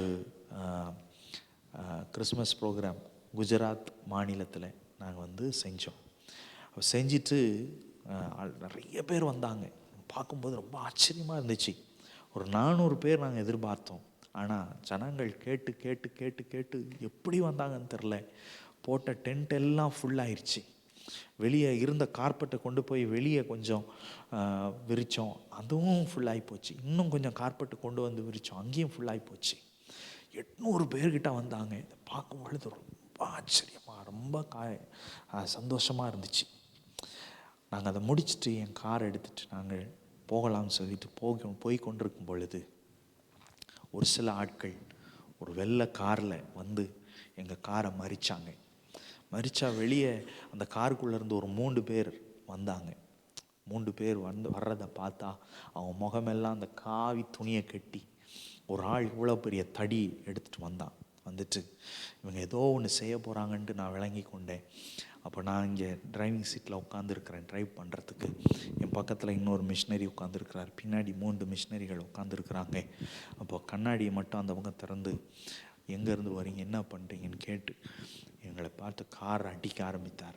இந்த காரை கையை விட்டு திறந்து காருக்குள்ளேயே என்ன இங்கே தாக்குன்னு அடித்தாங்க.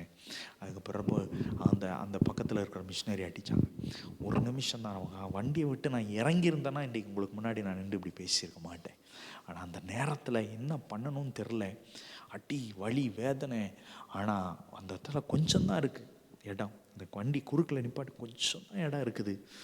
கார் ஏற்கனவே சேதமாகிடுச்சு. பின்னாடி போய் அந்த டிக்கியெல்லாம் திறந்துட்டாங்க. இந்த வண்டி இப்போ அந்த கொஞ்சம் நகத்தினாலும் வண்டி அலாரம் கொடுத்துக்கிட்டே இருக்குது வண்டி. அப்போது வேறு வழி இல்லாமல் வேகமாக அந்த இருந்த இடத்துல அப்படி வர்றதுக்கு, அப்படி கொண்டு வருவதற்கு, வண்டியை போகிறதற்கு, வேகமாக போவதற்கு கர்த்தர் கிருபை செய்தார். அங்கேருந்து தப்பித்து ஒரு 3 மணி நேரம் கழித்து தான் எனக்கு ஏர்போர்ட், அங்கே நான் நைட்டு ஃப்ளைட்டு சென்னைக்கு போகிறதுக்கு. இவங்க எல்லாரும் சத்தீஸ்கருக்கு என்னுடைய வண்டியை எடுத்துகிட்டு வேறு மாநிலத்துக்கு அங்கே போகணும். ஆனால் பாருங்கள், நான் இப்போ போயிட்டு அந்த மாதிரி செய்து வந்ததுனால அந்த இடத்துல குஜராத் ராஜஸ்தான் பார்டர் அந்த மாதிரி இருக்கிற இடத்துல ஒரு 35 கிராமத்தில் தான் இன்றைக்கி ஊழியம் செஞ்சோம். ஆனால் இன்றைக்கு 54 நான் போய் அந்த ஊழியத்தை செய்து வந்தபடினாலே நான் அங்கே 6 பேர் மிஷினரிகள் இருக்கிறாங்க. அங்கே அவங்களுக்கு இன்னும் ஆண்டவர் பெரிய வாசல்களை கர்த்தர் புது கிராமங்களில் மக்கள் இங்கே வாங்க, எங்களுக்கு ஜெபம் பண்ணுங்க, எங்கள் வீட்டில் கூட்டத்தை நடத்துங்கன்னு சொல்லி கூப்பிட்ட பொழுது இப்போ 50 நான் நேற்று மெசேஜ் வந்துச்சு, இன்னும் இப்போ புதுசாக நாங்கள் இத்தனை கிராமங்களுக்கு போயிருக்கிறோன்னு சொல்லி இப்போ 54 கிராமங்களில் இப்போ அங்கே மாத்திரம் ஊழியம் நடக்குது. அல்லேலூயா சொல்லுங்கள். இப்போ நான் அந்த சொன்ன 83 இந்த எக்ஸ்ட்ரா அந்த 35 தான் நான் சொன்னேன். 35 தான் அந்த 83 அடங்கும். இந்த எக்ஸ்ட்ரா இன்னும் சேர்க்கலை. நான் எப்போ இதை நான் கணக்கில் கொள்ளுவேன் அப்படின்னா, எனக்கு ஒரு திருப்தி வரணும். எனக்கு ஓகே, இங்கே ஜனங்கள் நிலைத்து நிற்பாங்க, இங்கே இருப்பாங்க அப்படின்னு. அப்போ தான் நான் இதை கணக்கில் கொள்ளுவேன். அப்படி இல்லைன்னா நான் சும்மா அப்படி ஒரு ஆள் வந்தாலும் போதும், நாங்கள் போனாலும் அப்படின்னா நம்ம 700 800 நான் சொல்லணும். இப்போ இங்கே அப்படி நான் கணக்கில் கொள்ள மாட்டேன். ஆனால் பாருங்கள், வழிவாசல் நமக்கு எதிர்ப்புகள் இருந்தாலும் அழைப்பு இருந்ததுனால கர்த்தர் அங்கே பெரிய அனுகூலமான கதவை கர்த்தர் திறந்து கொடுத்தார். ஒரு 35 கிராமம் செஞ்சுக்கிட்டு இருந்த இடத்துல இன்றைக்கி 54 கிராமங்கள் கர்த்தர் திறந்து கொடுத்துருக்கிறார். இன்னும் அதிகமான வாசல்களை கர்த்தர் திறப்பார். இதெல்லாம் போய் அடி வாங்கினாலும் மிதி வாங்கினாலும் இப்போ ஏதோ பேச்சுக்களை வாங்கினாலும் இவ்வளவு கஷ்டம் பண்ணாலும் என்ன தெரியுமா, ஒரே ஒரு காரணத்துக்காக இவ்வளவு காரியம் செய்து கொண்டிருக்கிறோம். இயேசு சீக்கிரம் வரப்போகிறார். அவர் வரும் பொழுது இந்தியா எனக்கு பின்னாடி நிற்கணும், உங்களுக்கு இலங்கை உங்கள் பின்னாடி நிற்கணும். கர்த்தர் நாம் இவ்வளோ ஆத்துமாக்களை நாங்கள் கொண்டு வந்த ஆண்டவரேன்னு சொல்லிட்டு, ஆண்டவரே நாங்கள் இவ்வளோ ஆத்துமாக்களை நான் உங்கள் சமூகத்தில் உங்கள்கிட்ட கொண்டு வந்திருக்கிறோன்னு சொல்லி நிற்கணும். அப்போ தான் ஆண்டவர் நம்மளை பார்த்து சொல்லுவார், உண்மையும் உத்தமமான ஊழியக்காரனே, உனக்கு கொஞ்சத்தை நான் கொடுத்தேன். இந்த உலகத்தில் இருக்கிறது எல்லாம், நமக்கு கொடுத்துருக்கிற எல்லாம், கொடுக்க போகிற காரியம் எல்லாம் கொஞ்சம். இந்த ஜீவன், இந்த ஸ்ட்ரெஸ்ஸு, இந்த சாப்பாடு, இந்த துணி மணி, இந்த வேலை, இந்த நல்ல வாழ்க்கை, இந்த பொருளாதாரங்கள், இந்த ஆசீர்வாதங்கள், வேலை, இது எல்லா காரியமும் கொஞ்சம். உனக்கு நான் கொஞ்சத்தை நான் கொடுத்தேன். நீ அநேகத்தின் மேலே உன்னை நீ கொண்டு வந்திருக்கிற, அதனால் நீ சந்தோஷத்துக்குள்ள பிரவேசின்னு சொல்லி கர்த்தர் நம்மை நடத்துவார். அல்லேலூயா சொல்லுங்க. ஆண்டவர் சீக்கிரம் வரப்போகிறார். நம்ம அழைப்பை உணர்ந்து நம்ம செயல்படுவோம். கர்த்தர் பெரிய காரியங்களை செய்வார்.